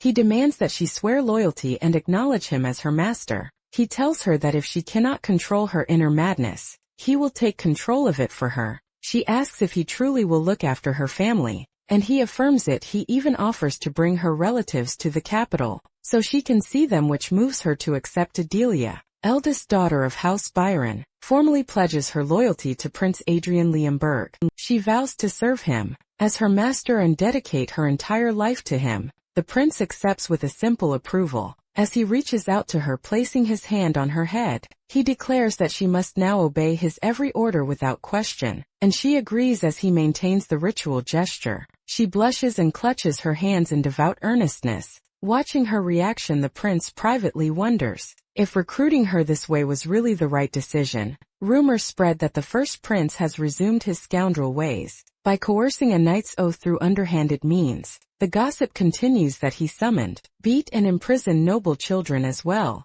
People also claim he is turning a maid, who has never wielded a sword, into his personal knight, assuming he wants a harem. Hearing all this attention, the prince grumbles about when everyone became so interested in him. He complains to his knight commander that taking in just one personal knight has caused endless comments. The king scolds him for creating political trouble while seeming to indulge in women. Another elder brands his behavior pathetic and accuses him of abandoning an important bet. A royal brother mocks him for appointing a maid as a knight, saying it is just like him. The prince laments how fast rumors spread through the court. When told the queen has arrived, he reacts in exasperation. The queen rebukes him for appearing to relapse into his old habits, just as he seemed reformed. Then she remarks that his situation actually suits her plans. She says that once a spouse is chosen for him, he will surely stop wandering and settle down. She enthusiastically promises to personally find him a suitable bride,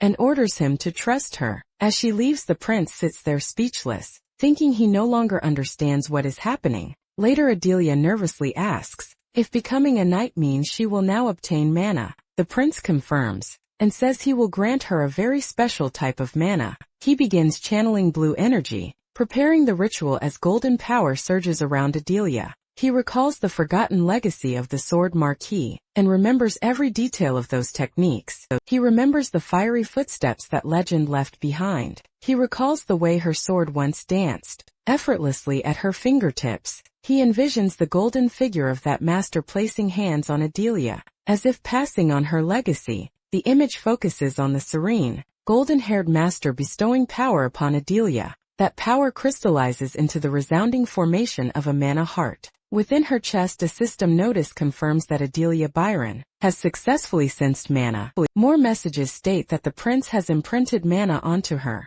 and that it has fully settled within her body. Another notification declares that a mana heart has been created. Inside her, Adelia looks at the energy surrounding her in awe, realizing that this glowing force is mana. The prince tells her that what she just did is the method for forging a mana heart, and instructs her to practice it regularly. Exhausted from the effort, he collapses forward as she cries out in alarm, panting. He admits to himself that forming even one a heart has left him drained. He brushes it off as mere fatigue, while she wonders why he would go so far for someone as lonely as her. He curtly tells her it is fine and that she can leave for now. Noticing her lingering gaze, he awkwardly asks why she keeps looking at him that way. Overcome, she bows deeply, and vows to serve him with unwavering loyalty for the rest of her life. He smiles and reminds her not to forget that he is her master. She eagerly agrees, repeating her affirmation as he walks away. He privately admits he is worried that she might one day forget that hierarchy. Seeing her stare at him with shining, almost fanatical eyes, he realizes that concern might be justified. Few days later, his knight commander brings up the matter of Bernardo Eli. The commander explains that Eli is being held by the royal guard as a key witness and that no one may see him until the upcoming trial. The prince, dismayed, asks if he must attend the trial, but is reminded that royalty never stands trial. Relieved, he calls that good news. He still thinks holding a full trial is an overreaction to the incident. He turns to Adelia and casually checks how she is doing, startling her. He specifically asks whether her mana heart has stabilized, and she confirms that it has satisfied. He announces that from now on she will participate in his training. He orders her to change clothes and meet him at the training grounds. He adds that she should put down her cleaning rag, since she is a knight now, not merely a maid out on the practice field. The prince begins his own warm-up exercises. As he stretches, he questions what his stern instructor is doing there. The instructor snaps that he is not talking about the prince, but about someone else nearby. We see Adelia in armor running laps around the yard. As the instructor indicates her, the prince casually replies that he is indeed making her a knight. Just like the rumors say, the instructor explodes, asking if the title of knight means so little to him. He continues scolding the prince for acting reckless in such a tense political climate while the prince complains about his meddling. The prince retorts that if the instructor hates this idea so much, why does he keep coming to watch training? Adelia staggers up and reports that she has completed 10 exhausting laps. The prince and instructor glance at her condition, evaluating her effort, apologizing. She blames herself for causing trouble, but the prince brushes it aside and tosses her a practice sword. He tells her that for today he will only teach her the basic stance. Demonstrating, he takes the stance and shows her how to swing correctly. He then tells her to try imitating what she just saw. Nervously gripping the wooden sword, she asks if standing like this is right. Her eyes suddenly sharpen as something awakens within her. She explodes into motion, reproducing the prince's powerful swing with surprising force and precision. The instructor is stunned by the display, the prince equally shocked. realizes she copied his demonstration nearly perfectly, after seeing it only once. When she asks if her stance was correct, he internally pauses to process what this implies. He concludes that if he lets his guard down, this girl will overtake his skill in no time. He reflects uneasily that her slave mentality makes her obey strength, and remembers how the former scoundrel prince tormented her before. Imagining a future where she surpasses him, he pictures her menacingly pointing a sword at him. Snap back to reality, he reacts with a wary hum. The instructor, now impressed, marvels aloud at the depth of talent she clearly possesses. Alarmed by that appraisal, the prince demands to know what the instructor thinks he is planning to do.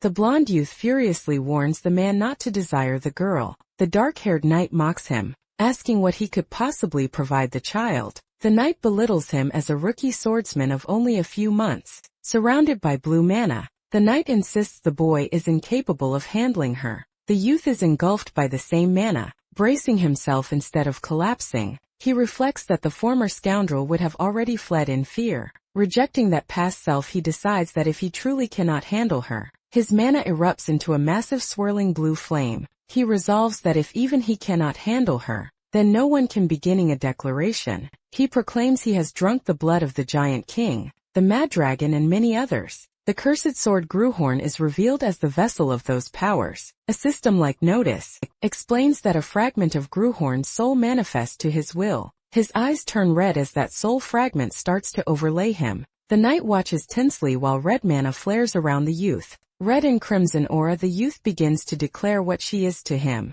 Possessed and obsessive, he roars that the girl belongs to him. Facing the knight, he repeats that she is his alone and must not be looked at or coveted. Calmer but still fierce, he says he hates anyone taking what he considers his. The knight stands troubled with the armored girl behind him. After this confrontation, a close-up of the youth, slit red eye, shows the possession starting to fade. As he cools down, he feels his grasp on reality slipping. He describes lying underwater, unable to sense vitality or life. Numb in the dark cold, he wonders if this state is some kind of omen. He realizes that at this rate, his frail body will be devoured by Grohan's soul. Terrified, he struggles as spectral hands close and around him. A commanding voice declares that this is enough, and halts the devouring. He reaches out with blue energy to seize and suppress the invading soul. Back in the courtyard, he stands with controlled blue mana. As the knight approaches, he recalls the saying that even a normal knight can save 10 soldiers. The knight counters that one outstanding knight can save 100 soldiers.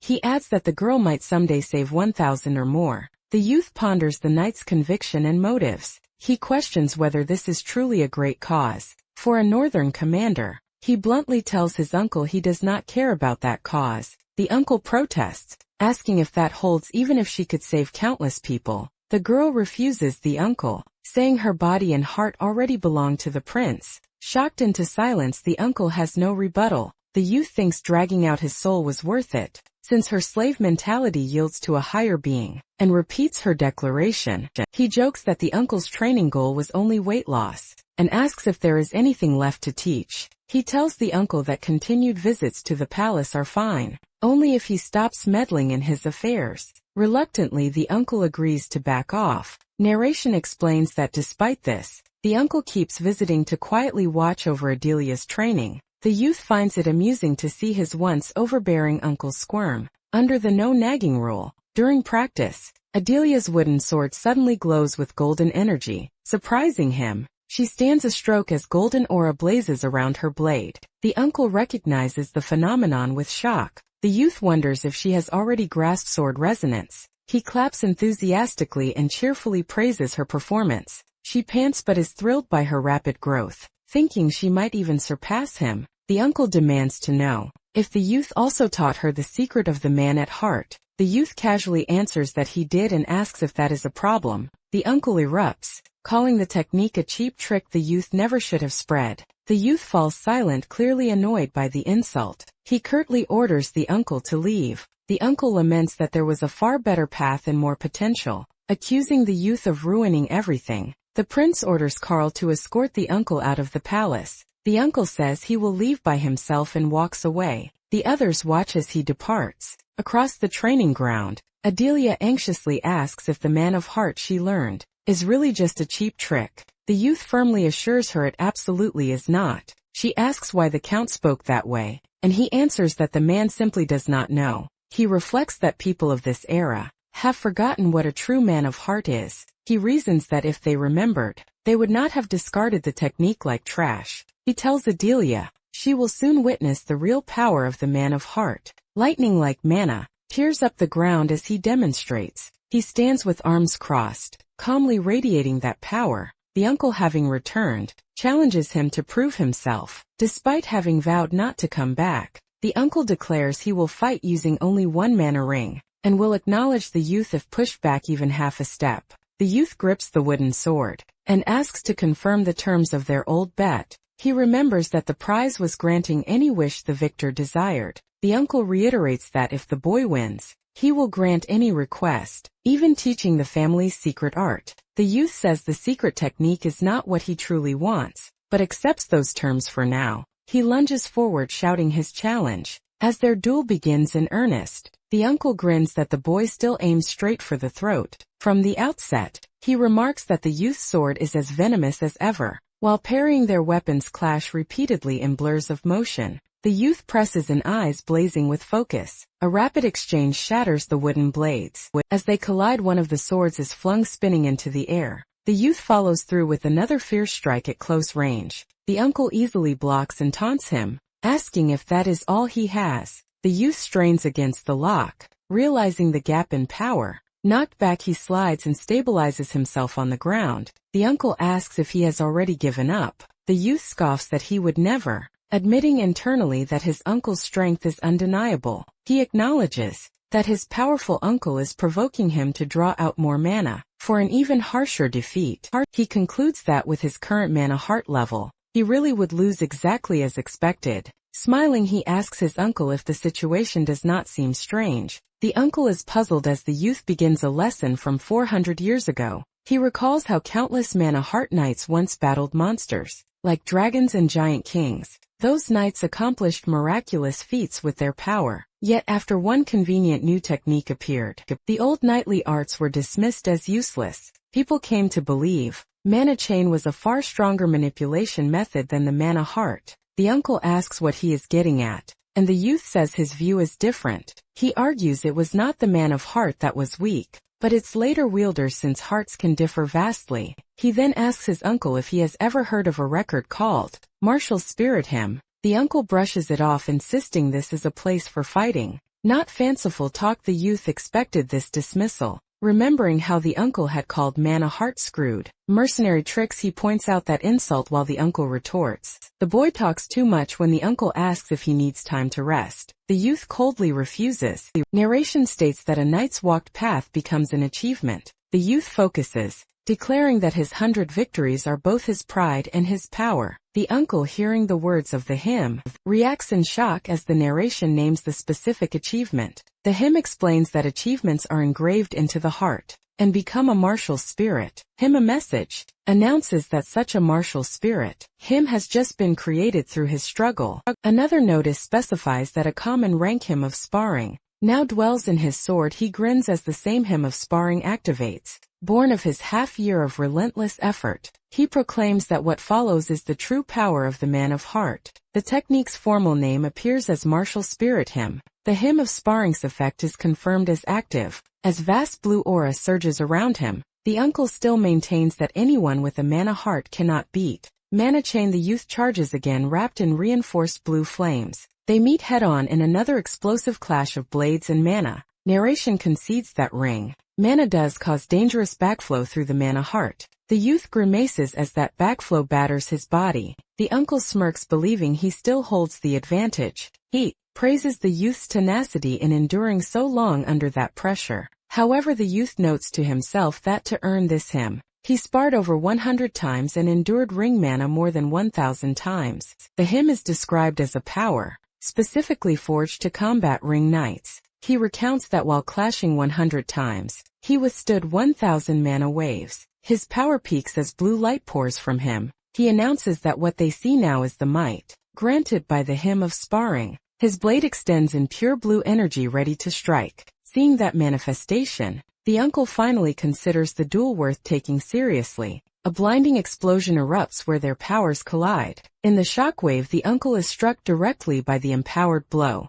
The youth continues an unrelenting barrage of blue-lit attacks. He drives in with a fierce overhead strike. Eyes blazing with confidence, the uncle battered is astonished that the boy has lasted this long. His own wooden practice sword cracks under the strain. He counters with a powerful mana slash of his own. The youth tenses and prepares to meet that incoming attack. Hurt but still standing, he grips his sword aura flaring. The uncle shaken wonders how this can be. While the youth reminds him of his earlier words, the uncle's aura swells as he accuses the boy of arrogance, and insists not all mana hearts are equal. He lunges forward, feet smashing the ground. Their blades collide yet again in a massive vertical beam of light. The resulting blast sends the uncle crashing into a distant wall. Rising from the rubble, the uncle says he will stop toying with him, conceding that lasting this long is impressive. As dust swirls, the youth admits that a mere common-grade martial spirit, him is not enough kneeling but defiant. But he begins another explanation that reaches back 400 years. He states that back then the knights made a fatal mistake.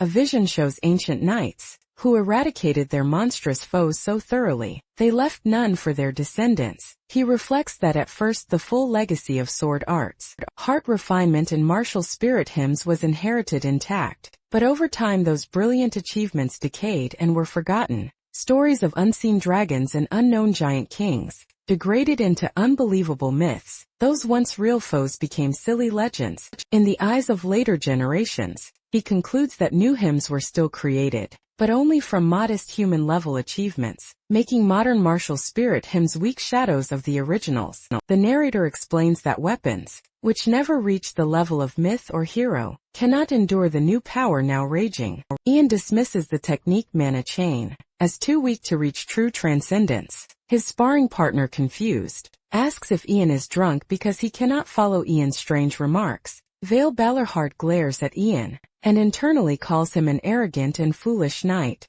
Ian declares that everyone needs to understand what a great power they have just lost. A terrifying red aura surges forth, forming a monstrous presence. Ian is engulfed by a colossal demonic figure. As the narrator warns what happens if they do not understand, he vows to demonstrate personally. As the red spirit coils around his wooden sword, the hymn's voice boasts that this power can cut what no treasure blade can, and even split a dragon's scales. Ian, eyes glowing red, completes the thought that it can also drink a dragon's blood. He begins chanting the martial spirit skill, hymn of true dragon slaying. The system warns that his current abilities are insufficient for the hymn's high grade, causing him agonizing backlash. Most of the hymn is forcibly omitted, leaving Ian able to sing only a tiny fragment. Even that fragment, splitting the dragon's scales, unleashes a devastating vertical slash. Ian charges with bloodshot eyes, swinging the empowered wooden sword. Vale meets the attack with foreign aura, and their blows collide violently. Shocked, Vale realizes the strange power clashing with his aura. He panics, thinking that if this continues, he will be overwhelmed and metaphorically devoured. Their conflicting energies compress into a blinding blue sphere. The clash erupts in a huge explosion that shatters the training ground. Ian is blasted away and crashes while someone cries out to the prince. Smoke clears to reveal Vale still standing amid the swirling dust. Ian lies injured on the ground, silently assessing the situation. He complains that Vale used more than the single aura ring he had promised. Vale reflects that despite using all 4 of his aura rings, he still could not stop his wooden sword from being cut in half by Ian's attack. Ian, exhausted, forces himself to sit up. After the duel, the narration reiterates the accepted truth that mana drawn from the heart is weaker than mana from aura rings. Ian formally addresses Count Vale Balorheart. He bluntly tells Vale that Vale lost the match. A memory shows a monstrous dragon-like foe snarling in battle. The scene shifts to that beast being skewered and torn apart by multiple blades. Then the narration rejects something with a firm no. A gleaming sword is shown as the command to stop is given. Ian, sweating, pleads inwardly for that brutal memory to end. Startled awake, he clutches his chest as power flickers. He tumbles onto his bed, shaking from the after effects. His hand grips the sheets, showing how rattled he is. Cursing the martial spirit hymn, he complains about what it put his body through. He recalls that the steep price for forcefully drawing out the hymn's power was using the skill, splitting the dragon's scales. Since that hymn is tied to a myth-level being, Invoking it strains him far beyond normal limits. Even though his body is wrecked, he thinks the gain was worth the risk. He proudly activates his first self-made martial spirit, him describing it as forged from 100 victories that became his pride and strength. He remembers enduring countless duels and waves of attacks, which this new blue hymn encapsulates. He vows to stand firm before even greater trials, as the grade of his hymn of sparring increases slightly, concluding, "This is enough preparation for sparring with the third prince." He muses while his maid calls to him. The maid rushes in, joyfully relieved that he has finally regained consciousness. She explains that his collapse caused chaos, and that the queen became angrier than she has ever seen. Ian smugly thinks those people deserved it, while the maid adds that Count Balinhart left a message. She says the count asked to be informed as soon as Ian awakened. Ian tells her not to report it yet, because he intends to rest a bit longer. A sharp pain or twinge reminds him his condition is still unstable. He reflects that if he does not properly heal the spirit damage, by overusing the martial hymn, he will face a terrible consequence. His memories warn that reality and past experiences could blend, until the boundary of reality collapses. In that nightmare vision he would go mad, endlessly reenacting battles as a martial spirit inside a broken world, thinking of being trapped again in a sword's memories. After finally becoming human makes him shudder. He recalls Agnes Byron, a legendary swordswoman. Reed in flames. Ian tells his maid that as a descendant of Byron, she should be able to inherit the martial spirit hymn, left by that ancestor. She is stunned to learn her forebear was such a great swordswoman. Ian cautions that she must grow far stronger before she can handle a hymn of that caliber, then prepares to address another matter. He asks her what she hopes to achieve by learning the sword. Nervous, she tries to explain her motivation. She says that if she could truly become a knight, she blurts out that if she becomes a knight, then something important will follow, but cannot quite voice it. Ian tells her she can answer later if she cannot decide now, prompting her to promise she will. As she turns away, Ian watches her curiously, wondering what she is thinking. Gathering courage, she declares that she will become his sword and devote herself to him. Ian is taken aback by her sudden oath. The narration explains that some martial deeds, hymns begin like a battle trumpet. Others start with the blare of a charge across a battlefield,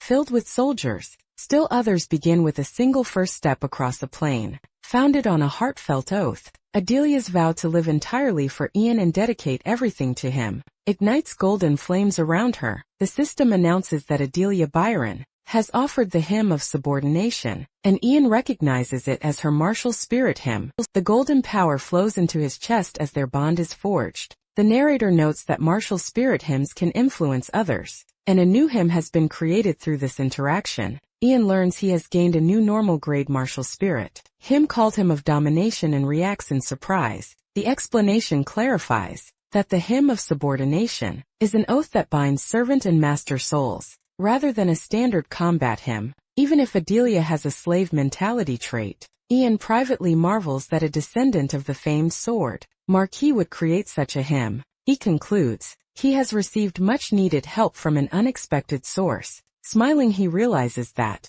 as long as he is the target of the hymn of subordination, Adelia's future growth through this hymn will also empower him. He thanks her sincerely for dedicating herself to him. Flustered, she softly repeats his title. Overwhelmed, Ian muses that, although he does not yet know what form this benefit will take, it will surely aid him some days later. Time passes and life in the royal castle resumes. Ian, now in formal attire, sits on a throne-like chair looking slightly tense. A knight and Adelia stand before him. Momentarily speechless, the queen asks if his body has recovered, while a note clarifies Ian is Adrian's nickname, and he answers that he is fine. Ian thinks privately that dealing with people who dislike him is easy, but facing someone like the queen, who deeply loved the body's original owner, feels awkward. She gently asks whether he resents his uncle Vale. She insists Vale never meant to harm him, and urges Ian to let go of any grudges, while he replies that he holds none. Overcome, she insists he must resent Vale for nagging and rough treatment. Assuming Ian is lying, Ian reiterates that he truly does not resent his uncle. He reflects that he already struck a critical blow to Vale's pride and beliefs during their duel, planting a painful inner struggle. That planted trauma is described as an inner demon. that now torments Vale. Ian thinks that if Vale can overcome this trial, he will grow, but if not, he will lose his martial edge, and Ian frankly does not care. Which happens, the Queen explains, that Vale spent his life closer to the sword than people, so he is rough, but lately he seemed proud of Ian. She recounts how Vale even persuaded the king personally. On Ian's behalf, Ian learns that thanks to Vale's intervention, his probation ended earlier than planned. However, as soon as it ended, Ian caused more trouble, putting Vale in a difficult position. Ian starts to reconsider things, thinking, but as he weighs this new information, he wonders why a man like Vale would go that far for him. At that moment, the old scholar Niccolò Marchitella appears, greeting him respectfully. When Niccolò announces he is here to tutor him, Ian flatly refuses. The knight and Adelia watch, unsure how to react to Ian's blunt rejection. Ian protests loudly about having to study, while Niccolò retorts that without learning, there is no difference between a human and a beast. Outraged, Ian asks if he is being called a beast, and Niccolò teases that Ian has only just begun studying, so he cannot yet be labeled one. Ian yells that he has not even started, and claims he already knows everything important, insisting he needs no further lessons. Niccolò calmly proposes an alternative test. If Ian insists on that claim, he says they will simply discuss some topics, and if Ian truly demonstrates sufficient knowledge, Niccolò will stop visiting. Ian smirks and agrees to the seemingly advantageous deal. He slams the desk enthusiastically, shouting his agreement. Launching into the debate, Ian passionately argues that rulers must constantly guard against betrayal, because people exploit leniency, and Niccolò praises his reasoning. Niccolò then presents a book titled Theory of the Iron-Blooded Monarch, believing Ian will enjoy it. As Ian reads, Niccolò explains, the book frames ruler-subject relations as transactional contracts between protection and loyalty. Ian finds the argument convincing, and remarks that all relationships are essentially give and take. Their conversation continues long into the evening, as they dissect more passages. Eventually, Niccolò closes his books and signals the end of the day's session. He says they will resume the discussion tomorrow, and Ian, now invested, eagerly agrees. After Niccolò leaves, Ian laughs, then suddenly realizes he has just undergone an ordinary lesson. After all, stunned, he questions how he let himself be drawn into proper study. With a strange smile, he admits to himself that the old man is very cunning. Niccolò walks away, thinking the first prince is quite different from his bad reputation. Standing in the palace corridor, Niccolò reflects again that Ian does not match the rumors around him. Later, Ian lies upside down on his bed, bored and muttering to himself. He complains to the knight that he is bored out of his mind. He rolls around restlessly, wondering if he has been too diligent lately, since recovering and not training leaves him with nothing to do. A servant announces that Sir Vale Bollerheart has come to see him, and Ian perks up at having a visitor. Adelia asks how to respond, and Ian quickly tells her to let Vale in. Ian straightens his clothes, thinking that after several days since their duel, it makes sense Vale would finally visit. Seeing Vale's expression, Ian immediately senses that his uncle is still troubled. Ian notes internally that Vale clearly has not overcome the inner demon Ian implanted. Vale stands in awkward silence. Unable to speak at first, he finally apologizes to Ian. Vale admits he broke his own promise during the duel, gravely injuring Ian, and has no excuse. Ian reflects that his real injuries came from overusing the hymn of true dragon slaying, not from Vale's or a blade. He also recalls the Queen saying Vale's position was difficult after Ian caused additional trouble. Vale humbly asks Ian what compensation or atonement he wants. He goes so far as to offer an arm or even an eye if Ian demands it, but Ian scoffs that such self-harm would be useless to him. Ian thinks it is pathetic that a man who could have been a sword master is now crippled by inner demons. Deciding to be magnanimous, Ian announces he will instead grant forgiveness under certain terms. He says he will first state his own wish. Facing Vale, he requests permission to go on a proper outing. Vale points out that since probation ended, Ian technically can leave whenever he wants. Ian clarifies he means a longer trip far from the capital, not just a short day excursion. Vale falls silent, processing the surprising request. He answers that scheduling such a trip will take time, and cannot be too distant because of the upcoming banquet, and Ian says that arrangement is acceptable. Vale agrees to contact Ian once the schedule is set, and Ian tells him to do so. After Vale leaves, the knight companion watches Ian quietly, unsure what to say. Ian, noticing the knight's stare, demands to know why he is looking at him like that, prompting the knight to begin to explain. The armored knight remarks that the prince's request is milder than expected, and he had anticipated something far more unreasonable. The prince explains that since the count broke his promise, this situation could be exploited in many ways. The knight admits that seeing the obstinate old count humbled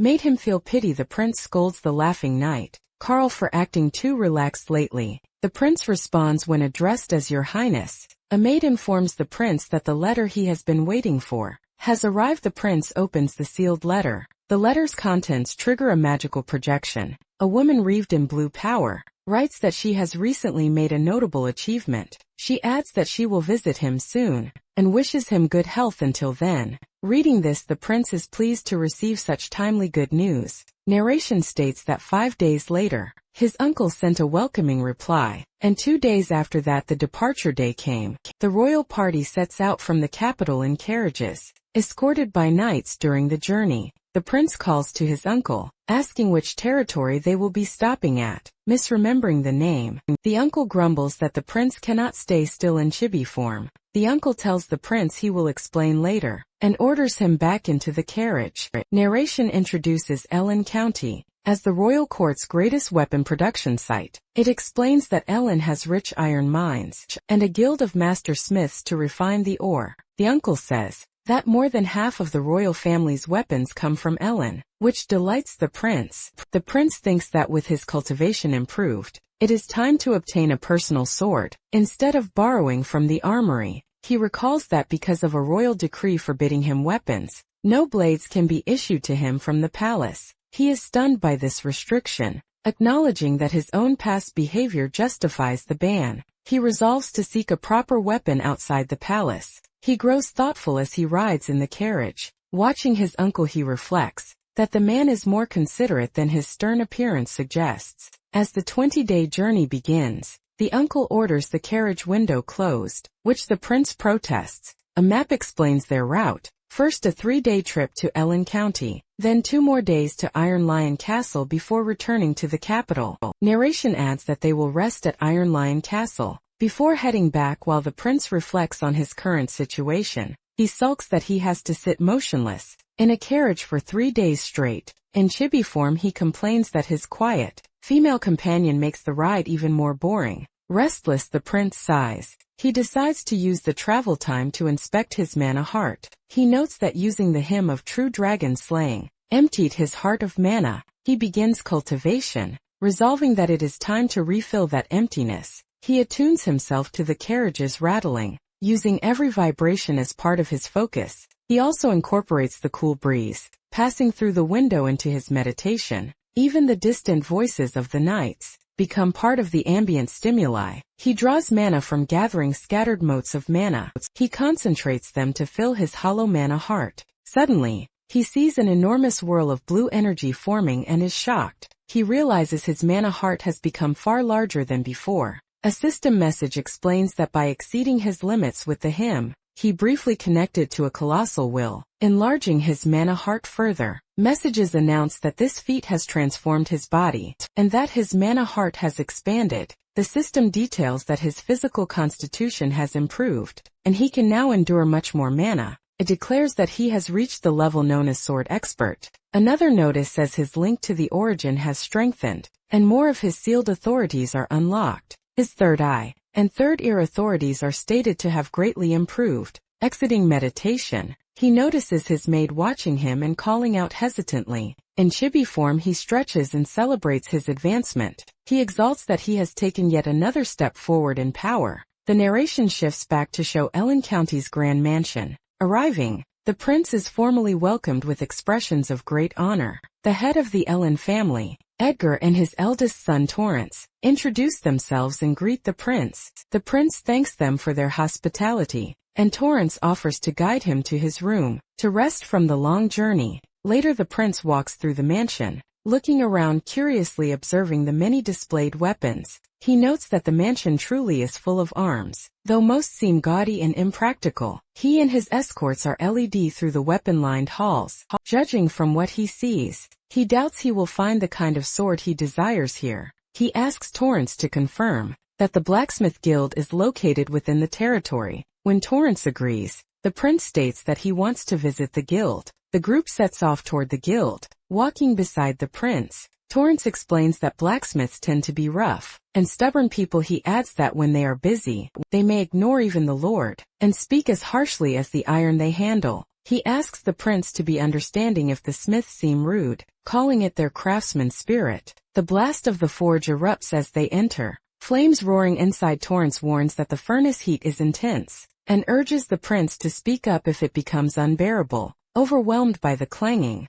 the prince thinks about the pervasive sound of hammering iron. Torrance notices the prince's distracted expression and calls to him. The narration highlights the clamor of flames and the hiss of the bellows. Surrounded by fire, the prince steps deeper into the forge. The narration describes the blacksmiths vigorously hammering the iron. Among all the noise, one particular rhythm captivates the prince. He hears one uniquely clear impact among the hammer strikes. He tracks the sound to an elderly, shirtless smith working before the furnace. The old man relentlessly hammers the glowing metal with intense focus. Watching, the prince suddenly recognizes that this resonates with his earliest memory. He recalls the image of a golden sword with a blue gem, the first memory that ever came to him. Sweat runs down his face as he stares, and someone wipes it with a cloth. His mate comments that he is sweating excessively. She continues to dab his face while he murmurs in response. Still dazed, he glances aside as she tends to him. From above we see the smiths gathered, the prince and his party watching the old man continue hammering. The blacksmith leader, Saxon, and his men kneel and formally greet the prince. Torrance introduces Saxon as the guild master, and the prince acknowledges him. When Saxon angrily rebukes the old smith for not stopping to bow, the prince suddenly slams his foot on the anvil to silence him. Saxon shouts in outrage, ordering the old man to stop working and show respect to the prince. Irritated, the prince grabs Saxon's face and tells him he is too noisy. The prince's eyes narrow as he turns his attention back to the smiths. The young assistant stands silently, anxious about what is happening. The bar of metal on the anvil begins to cool as it sits untouched. The prince thinks that the workers were clearly dragged away from their tasks, just to greet him, which he never asked for. He warns the apprentices that the iron will cool, and that if they keep standing idle, the furnace itself will soon die down. His words jolt them into action, and they rush to grab tools and work the bellows. Arms crossed, the prince settles in to observe the forge again. He stands calmly, fully focused on watching the blacksmith work. The old smith continues shaping the heated metal, sweat dripping as he hammers. Multiple hammers strike in quick succession. As the forging intensifies, the prince stands before the glowing anvil, mesmerized by the old man's silhouette, framed in sparks in his eye. The reflection of the blazing forge reveals how transfixed he is. Surrounded by fire, he remains motionless, listening to the steady rhythm of hammer blows. Another bright impact sends sparks flying. As the metal is forged further, the prince's perspective narrows, as if he is seeing the smith through a fiery portal of focus. Drenched in sweat, he wonders what this strange, stirring sensation within him means. Later, outside the mansion, Torrance explains that for the past 6 months, the old smith has been repeatedly forging swords, and then melting them down. The prince asks if that means they were all failures, but Torrance replies that it is difficult to judge. Narration states that every weapon the old man makes is normally considered a masterpiece, earning him the title Master Smith of Swords. Even the blades he recently destroyed seemed flawless to Torrance, who cannot understand why they were scrapped. Torrance adds that for the last month, the smith has barely slept and has done nothing but work. Because the smith is elderly, Torrance admits the family is greatly worried about his health. The prince reflects inwardly on what it means to be a true craftsman. Days pass as the prince visits the forge each morning, and stays until late at night. Throughout that time, the old man single-mindedly continues forging. Each day the prince simply watches him in silence, never interfering. Narration notes that despite the worries about the prince's visit, nothing disruptive has occurred. Time shifts to night, showing the mansion under a crescent moon. Eventually the day of the prince's departure arrives. As he again stands watching the old smith work, he listens quietly to the hammering. Seemingly resigned, the old smith keeps hammering the glowing steel, with fierce concentration. The prince laments that he had hoped to see the sword finished before leaving Torrance. Standing behind him is at a loss for words. Narration says that the prince is filled with deep regret. His knight uncle comes to fetch him for the farewell banquet, and the early departure the next morning. Torrance senses that the prince's regret might stem from wanting to see the finished sword. Narration suggests that someone calls urgently for him. Torrance races over, shouting that the master smith seems to have finally completed the sword. The astonished prince and his companions hurry back toward the forge. They find the old smith outside at dawn, holding a newly forged sword toward the rising sun. He carefully polishes the blade. The finished sword gleams brilliantly in the morning light. The old man kneels and offers the sword to the prince. Holding the blade, he reflects the prince's face in it and begins dedicating the sword. He declares that the weapon is offered to the prince himself. The witnessing nobles react with surprise at this solemn scene. The prince recalls a smith's song about heating steel like the sunrise, and quenching it until it matches the king's crimson robes. The verse continues that by following that process, a sword befitting a son and a king will be born. Narration repeats that such a method burst a kingly son's sword. As the prince raises the gleaming weapon, inspecting his reflection in the guard, the prince asks whether the sword has a name. The exhausted smith suggests calling it Twilight. He muses whether that twilight is dawn or dusk, saying that for himself it is dusk, but for the prince it should be dawn. Amused, the prince laughs that the smith is surprisingly poetic for his trade. The old man, tearing up, admits that this is a great relief to him. He collapses from exhaustion, and the prince quickly supports him. The smith lies weakly, having spent all his strength cradling him. The prince tells the others to inform his uncle that he will stay in Ellen that night. Night falls as royal knights stand guard outside the camp. Inside a tent, the prince sits vigil at the bedside of the resting smith, Twilight leaning nearby. The old man explains that when the prince first stood behind him, the sword suddenly began to take form as if guided by fate. He says it felt as though the sword itself chose the day of its birth, and the prince asks if that is truly his belief. The prince smiles softly and begins to reply that in truth, there is more to it. He leans close over the old smith, preparing to reveal what he really thinks. The old swordmaster is stunned, as he realizes the young man's true identity. The prince confirms who he is, and says that being a sword made with someone's soul, he understands the old man's heart. The exhausted sword master pants on his sick bed. Smiling weakly, the old man says he finally understands. He asked the prince to lend him the sword. For a moment the prince hands over the sheath sword. The old man grips the hilt tightly with trembling hands. Holding the sword, he begins to offer it with a final request. He asks that the sword grow to be as great as the prince himself. The prince looks down silently, taking in those words. Grasping the sword together with the old man, the prince promises that it certainly will. The prince looks at the now motionless sword master. The prince sits at the bedside, still holding the deceased man's sword. The old sword master lies peacefully dead.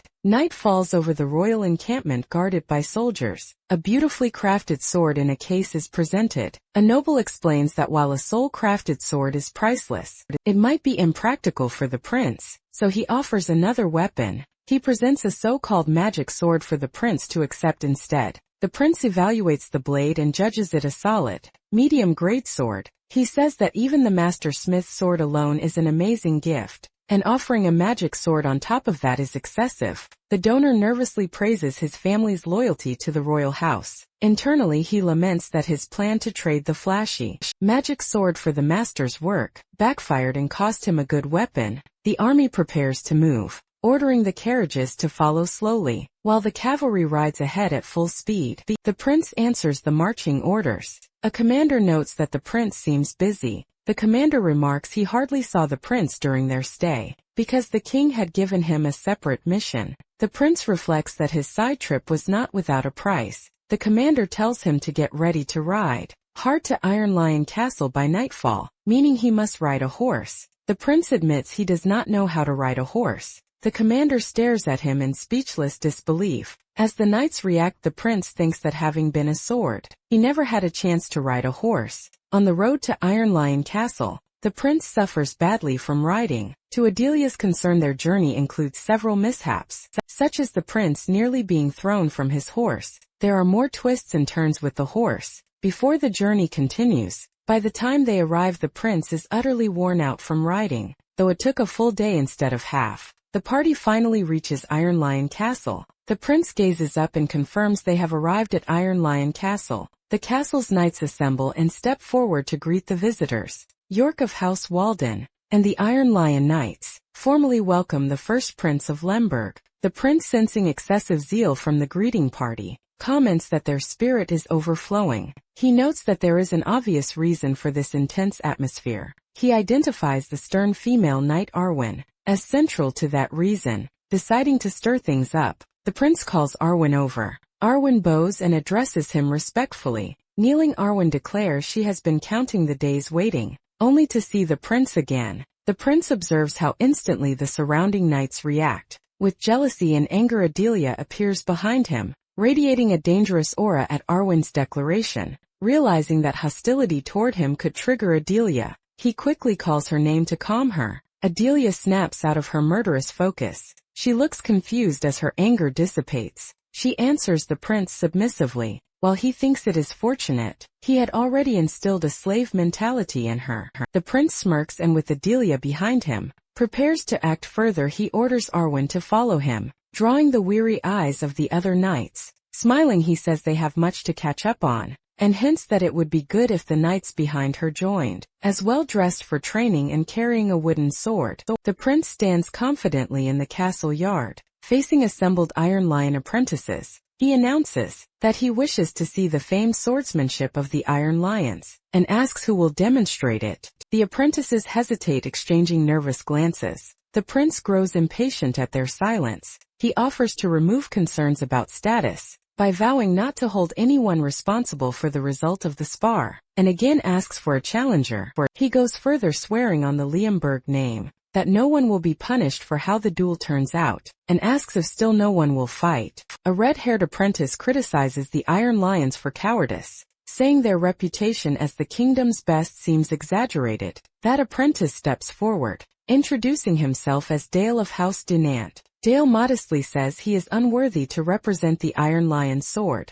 but asks permission to be the prince's opponent. He declares he will dare to stand before the prince. In the duel, the prince replies that no permission is needed, since he asked for a challenger first. Dale charges at the prince with a wooden sword, warning him to be careful. The prince calmly prepares to counter the attack. With overwhelming speed and power, the prince blasts Dale away. Using sword energy, Dale is struck, coughing blood in shock. The force sends Dale flying and crashing to the ground, while the prince stands firm. The prince, his chest glowing with blue energy, casually calls for the next opponent. The remaining apprentices stare in alarm at their fallen comrade. A third-year apprentice, Paul Rothame, nervously steps forward, thinking his seniority obliges him to fight. He is immediately knocked aside as well, defeated in a single blow. More apprentices introduce themselves by year, and are all successively smashed down. Despite insisting the Iron Lion sword never loses, the prince looks bored and unruffled.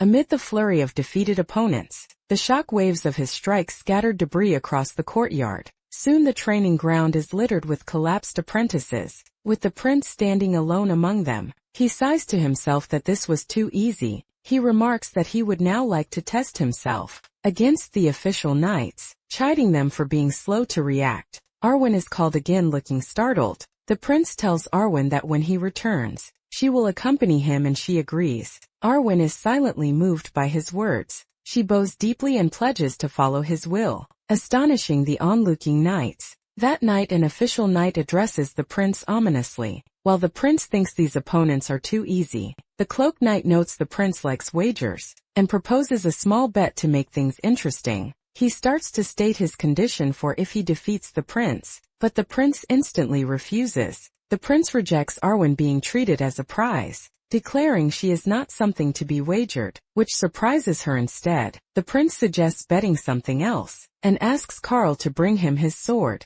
Taking the ornate blade, he prepares the new wager. He offers that if the knight wins, he will give him this master-crafted sword. Arwen reacts in shock at the stakes. The opposing knight is likewise stunned by the offer. Arwen protests that the prince is far more valuable than any sword, but he counters that a sword master's worth cannot be measured against a mere weapon. She silently absorbs his statement about the value of a sword master. The knight accepts the terms with a confident grin. He introduces himself as Dunham Fahrenheit, an official Iron Lion knight close to achieving the triple chain rank. The prince teases him that this means he is still only a double chain. Irritating Dunham draws his own prize sword, announcing it as the 17th work of the famed master smith. He declares that if the prince wins, that sword will become the prince's, which the prince notes is quite a coincidence. The prince draws his own master smith's blade to match Dunham's. He reveals that his weapon is also from the same master,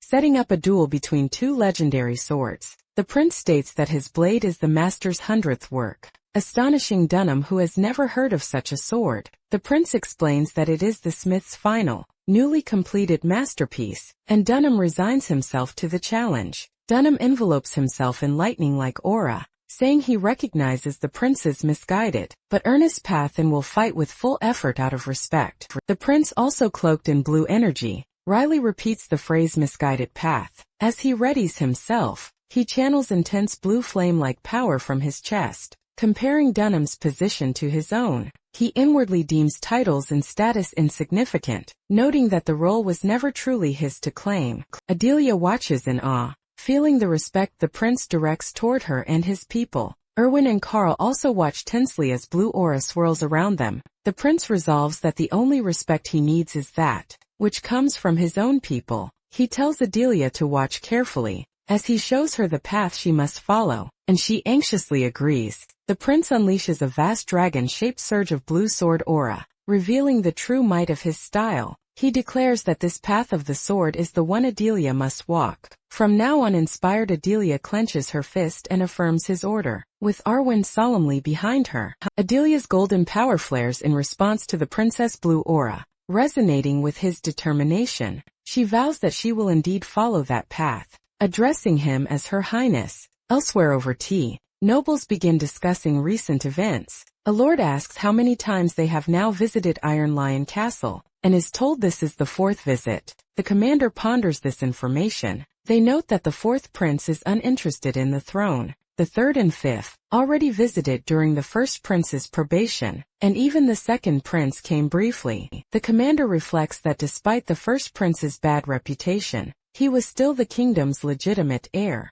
The lord rails that the commander bears much blame for the current crisis. He argues that, if the powerful 3rd Legion commander had supported the 1st prince, even a little, the prince would not have been so isolated. The commander silently acknowledges he once abandoned his nephew. The former 1st prince, he recalls that his nephew was an incompetent, tyrannical drunkard who would have made a terrible ruler. He remembers berating the prince when he was intoxicated by some sinister potion. The enraged prince glared back at him. In that memory, the prince even charged at his own uncle with a drawn sword. The commander labels him a hopeless scoundrel as he recalls the attack. He further remembers that after returning north disappointed, he received a bottle of poison, wine disguised as a gift from that same nephew. He seized the bottle, realizing its treacherous contents. Using his mana, he neutralized the cheap poison by drinking it and burning it away from within. In doing so, he also extinguished what little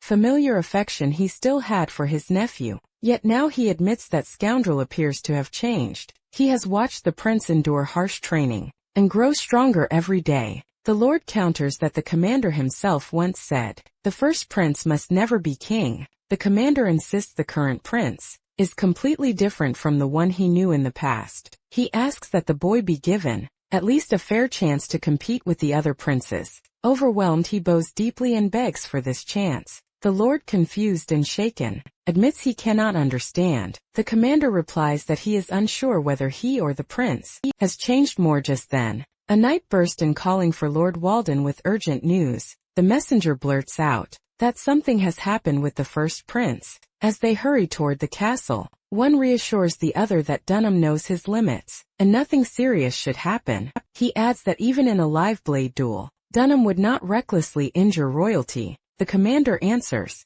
that it is not the prince they should worry about, but Lord Walden's knight. Walden, unsettled, remarks that the commander seems strange and unwell. They arrive to see Dunham slammed into the ground, clearly defeated, staring at the fallen knight. The nobles cry out Dunham's name in disbelief. The trainees marvel, as the prince easily knocks out Dunham and wins yet another spar. Two instructors watch in shock, while one reminds the other he had warned this would happen. The prince steadies himself, aura flaring as he wipes his mouth and prepares to continue. Smirking amid blue flames, he says Dunham was never the real threat, and calls for the next opponent. He recalls his uncle teaching that a true knight only begins from the level of 2 rings. The prince gathers his blue energy, bracing himself for a serious clash. He acknowledges that his uncle's words were accurate, as the double ring knight's blow crashes down. Thinking mid-fight, he judges his current hymn of sparring too weak, yet refuses to use the deadly hymn of true dragons, slaying on an ordinary knight.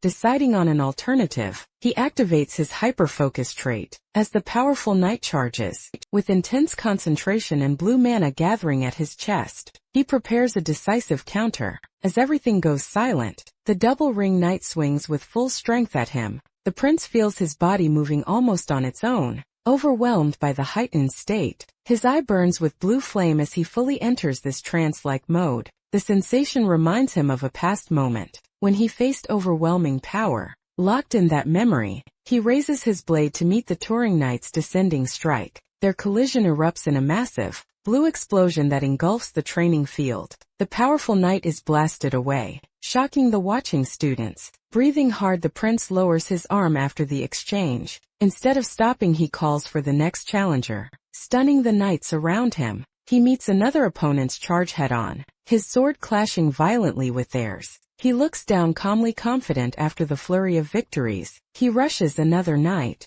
who braces desperately against his incoming overhead strike. The two exchange fierce blows as the duel continues. With a smooth motion, he unleashes another blue-coated /1. Knight after another is disarmed and sent flying. As his attacks sweep the field, he presses forward, relentlessly driving yet another knight back with a blazing strike. His eyes shine with cold clarity as his sword hums with aura. At last his sword tip drops to the ground, signaling the end of the bout. As the sun sets, he stands alone amid a field of fallen knights, still wreathed in blue energy. Exhausted and gasping, he clutches his sword while trying to catch his breath. The surviving trainees cheer that Peton has also been defeated. Noting the prince's streak of 5 straight wins within his aura, he recites a verse about enduring countless battles and standing firm before any greater wave. A system message declares a new verse added to his hymn of sparring, as he vows to rise properly with his sword. The new line of the hymn echoes in his mind,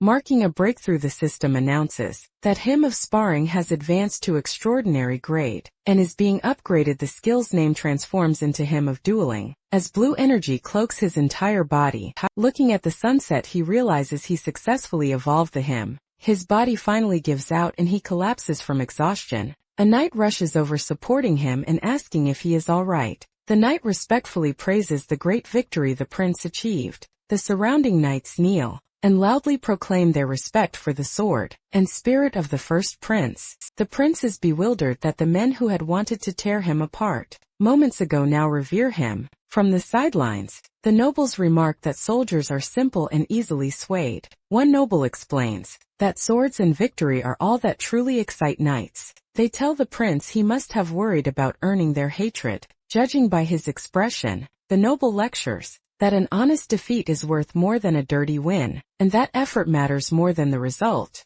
Some knights joke that only Dunham might resent the prince, since he now has to surrender the sword he bragged about. Overhearing their reactions, the prince thinks it is satisfying to humble the arrogant Dunham, and reflects that he thought all his old knowledge was gone. With his lost mana heart, yet he realizes one thing has not changed. He concludes that knights still possess the same spirit, gracious in defeat and revering strength. Time passes and the prince prepares to depart the stronghold. Amid a formal send-off, smiling beside his armored horse, he bids everyone farewell until their next meeting. The count and knights return the courtesy, wishing him health and safety. As he turns toward his carriage, he calls out to Count Walden. He asks Walden to keep everything that happened during his stay a secret, though the count wonders if publicizing it might help him. The prince smirks slyly, clearly plotting something elsewhere. A man in red uniform ominously muses that there is someone he wants to toy with. On the road home, the royal knights make camp for the night.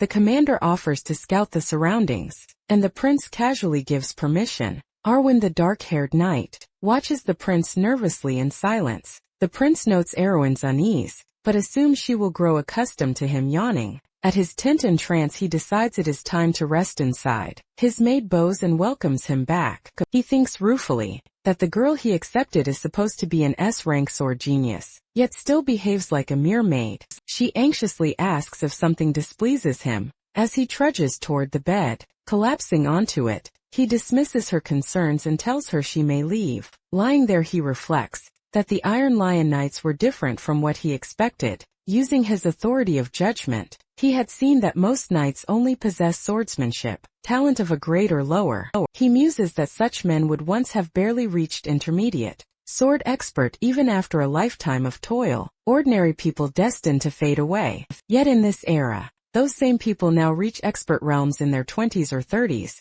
He concludes that while superhuman calibers have declined, compared to the past, ordinary people's level has risen dramatically. Sitting up, he attributes this shift to the system known as mana chain. He recalls that his uncle was once strong enough to aim for transcendence, which is why he had been upset when the man abandoned that path. However, he recognizes that in this era, there is barely any opportunity to achieve feats beyond extraordinary grade. Clenching his fists, he blames everything on the changing flow of time. He admits he does not fully understand this era, and resolves to start learning it from the ground up. A familiar voice praises that resolve as a good mindset. Startling him, his uncle enters, saying it is not too late for the prince to chase his dreams if he works hard. Though the prince is confused what dream he means, the uncle points out that he has already won the hearts of the Iron Lions in a way other princes could not. He further calls the princess' earlier decisions wise, leaving the young man unnerved. The prince mentally screams in disbelief, wondering what is wrong with his uncle. He protests loudly, asking if his uncle has gone mad, and reminding him of the terms of their wager. The prince assumes the uncle is referring to their bet about defeating the third prince. Instead, the uncle clarifies that the bet was for the prince to defeat a double chain knight, meaning the prince has already essentially won. Stepping forward, the uncle declares he will now fulfill his promise. The prince stares blankly, not yet understanding. The uncle solemnly introduces himself with full titles as Count and Legion Commander. He then proclaims that he will officially support first Prince Adrian Leonberg, leaving the prince stunned. Horrified, the prince realizes what that declaration implies. He remembers his uncle earlier telling him to trust him, and internally shrieks that he never said he wanted to be king. He narrates that his uncle's announcement exploded like a bomb across the kingdom. Back at the palace, everyone congratulates the prince on gaining such support. New royal knights and soldiers arrive, creating loud commotion. Additional attendants and servants also flood in from the palace. The prince feels overwhelmed as he suddenly becomes the center of attention. He angrily orders the commotion cleared and demands they all be sent back. The commander explains they came by royal decree and will not leave simply by his order. Frustrated, the prince complains that their presence is driving him crazy. At last the room quiets as curtains billow and the noise subsides. Relaxing in his study, he enjoys the peace and comments that it is finally quiet. He starts to speak in relief, but the third prince abruptly barges in, calling for him. Adrian wearily asks why his brother has come now. The third prince, Julian, accuses him of having played the fool while secretly training under Count Ballerhard and hiding grand ambitions. Adrian dryly wonders who supposedly learned what from whom, and sarcastically thanks his brother for trying to save his dignity. Jillian declares Adrian has made a grave mistake and vows to make him pay for deceiving him. Adrian, clutching his head, laments that everyone is pushing him toward the throne, and resolves to confront the culprit responsible. Facing his uncle again, he begins with a pointed "So uncle." He tells his uncle he will go along for a while, but wants him to withdraw later, because he has no interest in the throne. He complains that his uncle acted without consulting him, asking if Balinhart's safety is really worth all this. The narration explains that Balinhart is the northern bulwark, protecting the kingdom from monsters. The uncle replies that As long as the royals remember winter's hardships, the Ballerhard family will remain safe. Adrian says that if that is true, he is relieved. Acknowledging this turmoil would have come sooner or later anyway. The uncle warns that a firstborn who fails to claim the throne often meets a grim fate and that hiding will not change the situation. He promises to give Adrian time to accept reality, but urges him to remember one thing. He states bluntly that the firstborn's legitimacy only disappears with death. Sitting alone afterward, Adrian insists to himself that he will never change, no matter how much time is given. He concludes that what he truly needs is to reclaim his transcendent authority and power, not the throne. Thus he has no desire for something as trivial as succession, compared to regaining that might. He insists he truly thought that way, at least until the upcoming royal banquet. At the banquet hall entrance, his identity as the legitimate firstborn Prince of Leonberg is formally announced. The herald proclaims his entrance as first Prince Adrian Leonberg, drawing everyone's eyes. The hall is filled with nobles and factions quietly observing, including his allies and hidden figures. Among them, a mysterious woman in a purple hood watches him with annoying smile. Adrian stands at the podium in full dress uniform. As the banquet officially begins, he descends the stairs in a composed, dignified manner. The nobles watch his impressive new appearance. As he comes down the steps, several guests gush that he resembles the king in his youth, while Adrian thinks they are overreacting to him merely slimming down. Looking over the crowd, he wonders if these frivolous people are truly the kingdom's nobles. Using judgment, he sees many guests labeled with the trait heart of a serpent, and thinks the situation is a joke. He recognizes that trait as evil karma from trampling others. Disgusted that nearly all of them possess it, he decides that the only one among them worth paying attention to is Taylor, who stands honestly with his friends. Adrian warmly calls out to Taylor, scolding him playfully for not coming to greet him. Taylor thanks the prince for inviting him, while the narration notes that such uncorrupted people may lack skill, but are valuable. Adrian decides that recruiting straightforward people, like Taylor as vessels for the future, is enough for now. A knight suddenly shouts for attention, halting the banquet chatter. The herald announces the entrance of Marquis Montpellier, the imperial ambassador from the Burgundy Empire.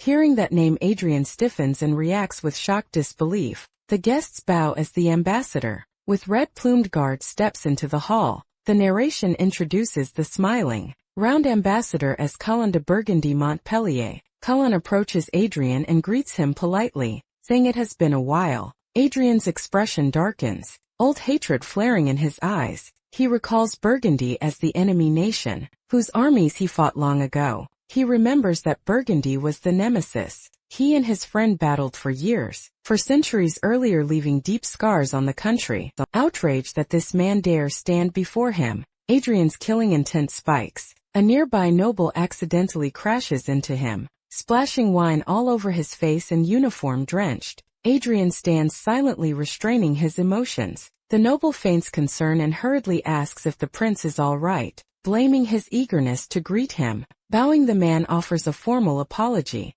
Adrian glares coldly at him, clearly unconvinced. Across the hall, the ambassador watches the scene with a puzzled look, trying to read what is happening during the banquet. The prince stands at the center of the hall. As nobles watch in tense silence, the prince, stained and exhausted, says he must change clothes, while the elderly noble apologizes for his earlier behavior. A knight in lion and blazing armor offers to escort the prince, who quietly asks who this man is. The old attendant respectfully identifies the knight as Marquis Bielefeld. Leaving the hall with the knight, the prince thinks Bielefeld proves not all nobles are corrupt, and notes the incident has cooled his head. Later, the prince sits alone, sweating and shaking as he reflects on what happened. A dark uniformed man enters, mentioning he heard there was some trouble. The man, stern and scarred, studies the prince's condition. He relays that Marquis Bielefeld felt the prince looked ready to cause a disturbance. The prince admits the Marquis's concern was not entirely unfounded.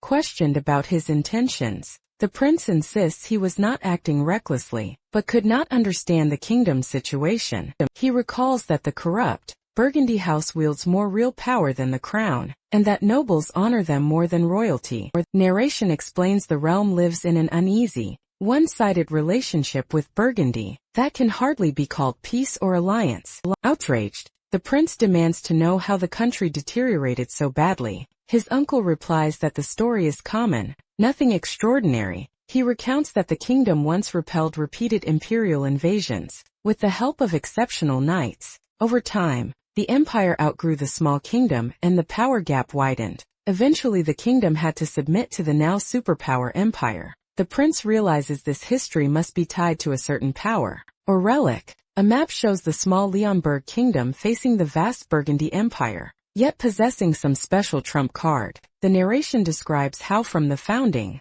countless feats were accumulated from mundane deeds to heroic exploits. Some of those exploits became legends and even myths. All of these achievements are set to revolve around mysterious powers, called martial hymns. The prince laments that the kingdom has since lost all of those powers. While blue energy flares from his chest, resolute he addresses his uncle and declares he has changed his mind. His uncle, surprised, asks what he means. The prince answers that he intends to try truly being a king. His uncle silently processes this unexpected resolve. The prince privately accepts he may regret this choice, but believes it is his duty. The next day of the banquet begins at the Grand Palace. Dressed again in his formal red uniform, the prince prepares himself. A herald announces the entrance of first Prince Adrian Leonberg and Lord Vale of Ballerhart. As they enter the hall, the prince scans the crowd with half-lidded, appraising eyes. The assembled nobles bow and whisper nervously as he passes.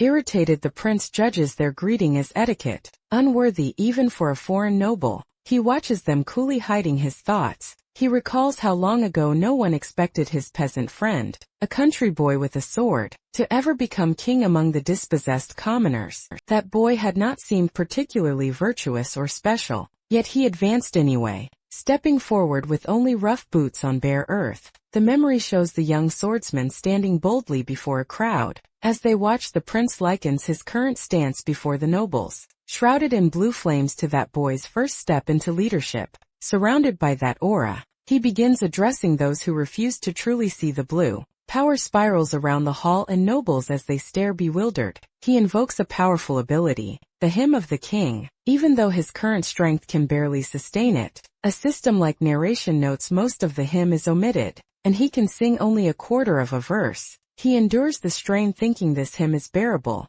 compared with a far greater dragon slaying him, because it is only of hero rank. His eyes flare as he acknowledges the risk. He concludes that despite the pain, no other hymn suits this situation better. The glowing cloak of energy sweeps past stunned nobles. Some of them look on in shock as the light floods the hall. The nobles instinctively bow deeply before the prince, overawed by the kingly aura, and he decides this much demonstration is sufficient. Smiling, he begins to allow them to raise their heads. Suddenly he senses an unfamiliar, ominous energy nearby. He turns toward a hooded figure suffused with sinister purple power. The figure lowers her hood, revealing herself as an elf, which the prince finds unexpectedly surprising. As the elf remarks that someone still remembers hymns, the prince realizes she is not just any elf. She steps forward confidently, and he recognizes her identity. With mounting dread internally, he panics, wondering why this terrifying woman has appeared here. A narration describes the idealized image of elves as beautiful, gentle forest dwellers who cherish life and live for centuries. It notes that this is the common, romantic image people hold when they hear the word elf. That idyllic picture is shattered by a hand crushing a bird, hinting at their cruelty. In reality, elves are ruthless beings who use their beauty to destroy foes, with high elves born at hero grade being the most dangerous. The prince thinks grimly that the woman before him is not merely a high elf. Narration reveals she is an elder high elf named Sigrun, a 1,000-year-old dancing magic swords woman. It further explains, she fought in the expedition that slew the mad dragon centuries ago, and once tried to recruit the sword spirit protagonist, promising endless excitement. She is also the deranged elf, who tormented him excessively in his past life as a sword, obsessing over him regardless of his form. Now the prince nervously hopes she will not recognize him, even though he just used the hymn of the king she knows well. Sigrun peers at him curiously, saying he feels strangely familiar and asking if they have met. He lies that this is his first time seeing an elf in person, repeating the claim when she questions it. She studies him suspiciously, unconvinced. She quietly calls him a liar. while the prince recalls how overwhelmingly strong she already was. 400 years ago he concludes that after so long, there is no telling what kind of monster she has become, while she explains that humans typically react to elves with either awe or wary dread. We see men around her falling head over heels, demonstrating how most people are captivated. Meanwhile, seasoned martial experts in the crowd sense danger and grow uneasy. Instead, Sigrun points at the prince, preparing to judge his reaction. She remarks that he does not seem to be at that higher level of martial insight yet. He deflects with a smirk, saying his personal tastes are simply unusual. Sigrun falls silent, momentarily thrown off. She courteously concludes their brief introduction, saying it was a pleasure to meet him, and moves away. The prince exhales in relief, thinking he has narrowly survived for the moment. The consort selection continues, as he quickly dismisses one little girl as far too young. He notes another shy girl who refuses even to look at him, and finds her unsuitable. A fierce woman strides up, looking ready for a fight, which he interprets as hostility rather than interest. Another small child appears and is again judged as too young. A bizarrely dressed candidate is mentally written off as simply not good, sitting beside his weary mother. The prince listens to her sigh about his apparent pickiness. She scolds him that a consort must be wise, kind, healthy, and well-born, not like the women he normally dallies with. A servant interrupts to report that the elven delegation requests an audience, and the queen agrees to receive them. Sigrun and her hooded companions approach the throne. Sigrun formally greets Queen Margarita as Sigrun of the Mistletoe clan. The queen welcomes them, remarking that elf visitors are extremely rare. Sigrun says she heard the kingdom was searching for a bride for the prince, and asks if that is true. She declares that as a high elf, her status is equivalent to that of a human noble from a prestigious house. The prince, listening, wonders what scheme she is planning. Sigrun adds with a bright smile that her age is conveniently not far from the prince's, while he internally protests they are nearly 1,000 years apart. He is aghast at how brazenly she lies, while outwardly she promotes the idea of an eternally beautiful elf being an ideal human spouse, and mentions her loyal followers. She then claims that from the moment she first saw him, she felt a special connection. She confesses she believes their fates are intertwined. Stunning the prince recalls that elves never lie about fate, meaning her words must be sincere. The queen reacts with shocked fascination at Sigrun's boldness. The surrounding nobles whisper that elves treasure fate,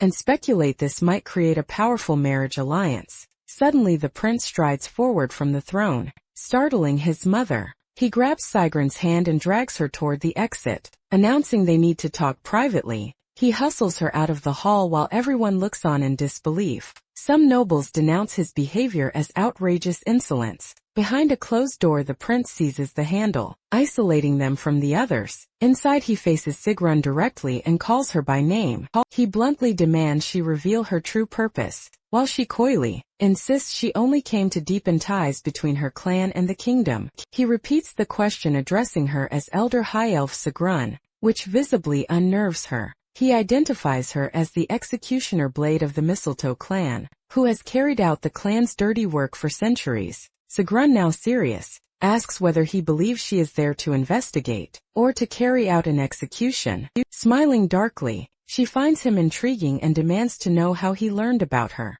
The prince stays silent, weighing his response. He judges that she is a monster whose true power he cannot yet measure. He reasons that her sensing fate from him means her rank is high enough to glimpse remnants of his past life, etched into his soul, wrapped in her sinister aura.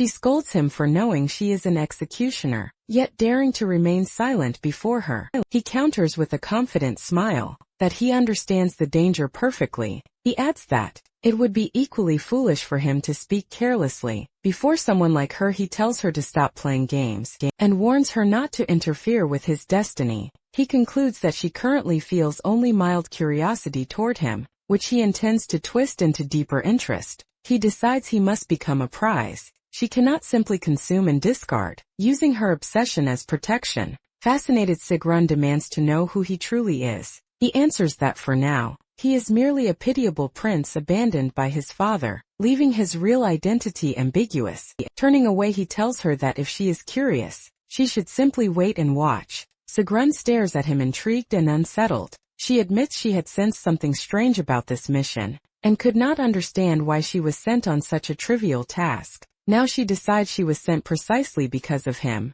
and fixates on him as her purpose. The prince shudders internally, reaffirming that she is just as creepy now as she was 400 years ago. Back in the hall, he returns hand in hand with Sigrun, drawing everyone's attention. Onlookers gasp as they see the prince and elf openly holding hands. Sigrun clings to his arm affectionately while he stands expressionless. Facing the queen, the prince announces he has something to declare. To the shock of the court, he proclaims his engagement to Sigrun. Internally, he grimaces at having to say her name so fondly. He resolves that for now, he must accept her interest in this engagement, if only to buy time out loud. He suggests such an important matter should not be decided hastily, and that he will take time to observe. The queen agrees this is wise, using the time to evaluate the alliance's value. The narration adds that for Sigrun, this period will be used to let her desired delicacy, the prince, ripen for the prince. This time will serve his own plans. He vows to use the engagement period to grow strong enough to eventually escape this dangerous elf.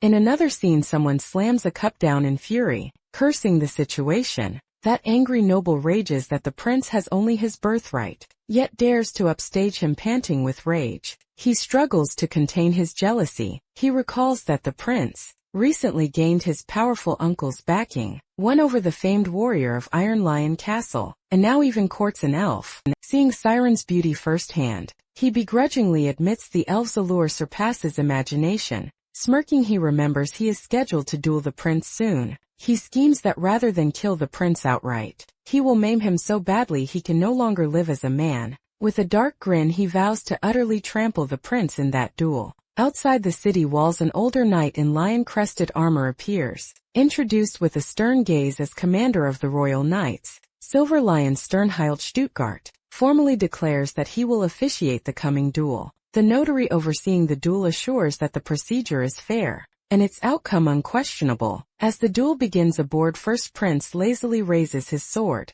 Thinking the formalities are excessive, the third prince smugly tells his brother he has prepared a spectacle for him by gathering many spectators. He warns the first prince not to disappoint the onlookers, while the first prince silently notes this has always bothered him. Infuriated, the third prince, Reed in Manhwa, vows to shut his brother up so he can no longer talk so much. He charges in, declaring his hostility will continue, even after the formal duel is over. Surrounded by calm blue energy, the first prince says he had planned to toy with his brother at first. He unleashes a massive blue sword strike, explaining he is too busy now to drag the fight out. The blow sends the third prince flying, and coughing blood as he crashes to the ground. The watching nobles and servants are stunned, speechless by this unexpected outcome. An older knight, acting as judge, can hardly believe this overwhelming fighter is really the first prince he knew. The first prince looks down dispassionately at his defeated brother. The third prince lies unconscious on the arena floor, while the first prince and officials stand over him.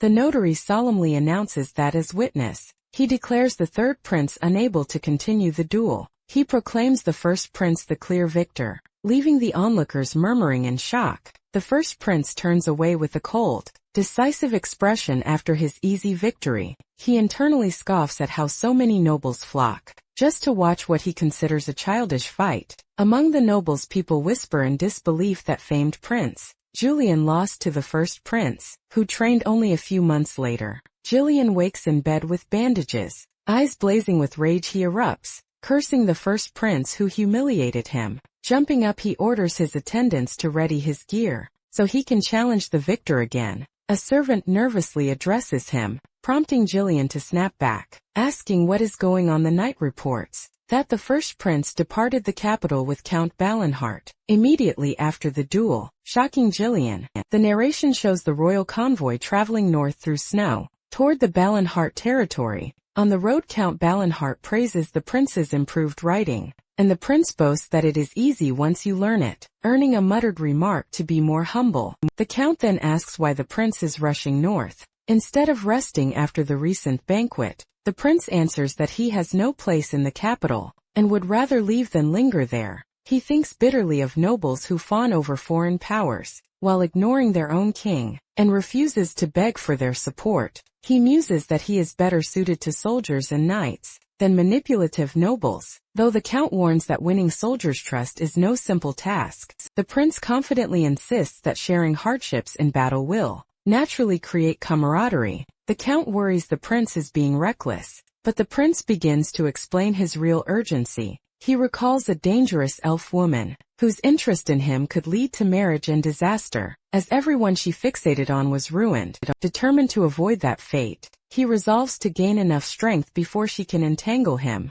He reflects that such growth is impossible in the peaceful capital, so he must leave to seek harsher conditions, to temper both himself and his sword. He believes he must go to another, more dangerous place. He defines that place as where people are most severely tested. He notes, it is also where many of the kingdom's greatest war heroes arose. Concluding his thoughts, he decides that his rightful place is the battlefield. As they approach, the Count points out the Blade Mountains, the border his family has defended for generations. In chibi form, the prince shivers, complaining of the cold, while the Count tells him he can sit in the warm carriage. If he cannot endure it, the prince refuses, saying he must get used to this northern cold. He still feels guilty that an old scholar occupies an entire carriage just to accompany them and asks why the man tagged along. The scholar cheerfully says he wanted to see the harsh north, and claims his travel book will benefit the prince, while the prince grumbles inwardly about the annoying old man.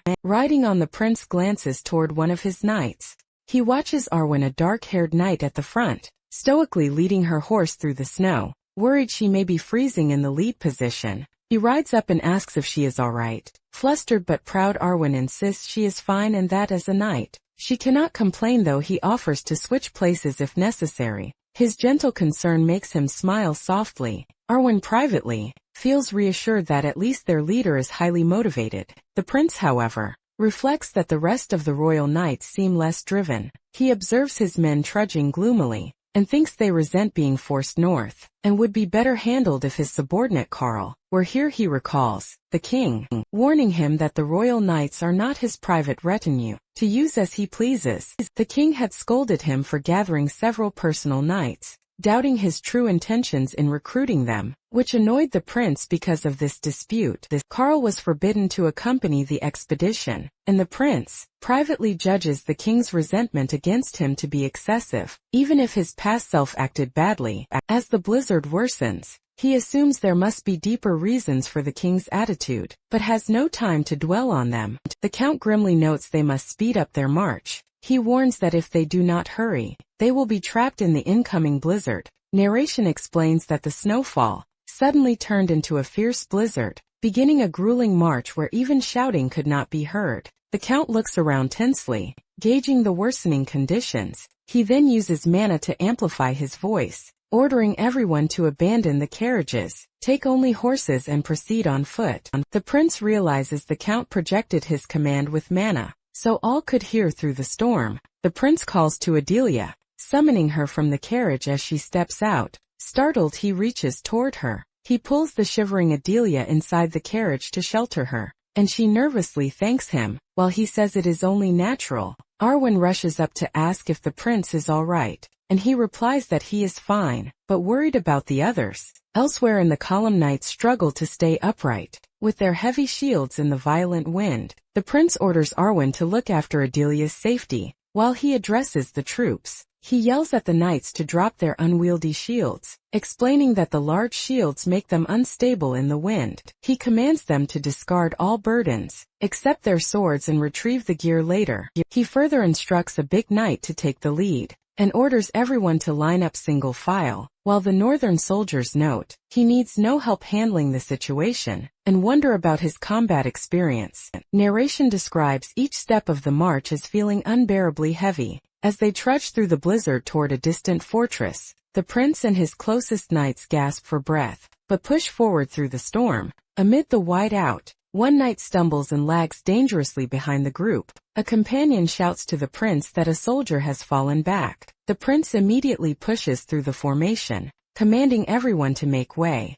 He reaches the collapsed knight and checks his condition, hoisting the unconscious man onto his shoulders. The prince carries him himself, still bearing the extra weight. He berates the others for stopping and orders them to keep marching, prompting them to obey. The column finally nears a massive fortress nestled between icy cliffs. Just as the brutal march is ending, the exhausted prince continues carrying the injured soldier forward. He trudges the final steps up to the castle gates, breathing a sigh of relief. He curses the blizzard now that it has finally ceased. He looks up at the now clear sky, and thinks the storm vanished so suddenly. It feels unreal as he and his people gather outside the fortress. An armored figure steps forward to meet them. Count Ballerhard turns at the gate, preparing to formally receive his guests. With a faint smile he begins his official greeting. The Ballerhard banner flutters above the walls, marking the stronghold they have reached. Standing before his assembled knights, the Count declares himself Lord of Ballerhard, and commander of the 3rd Legion, formally welcoming the first prince. Hearing this enthusiastic reception, the prince smiles brightly. Relieved and hopeful, the Count warmly repeats that he truly welcomes the first prince to Winter Castle.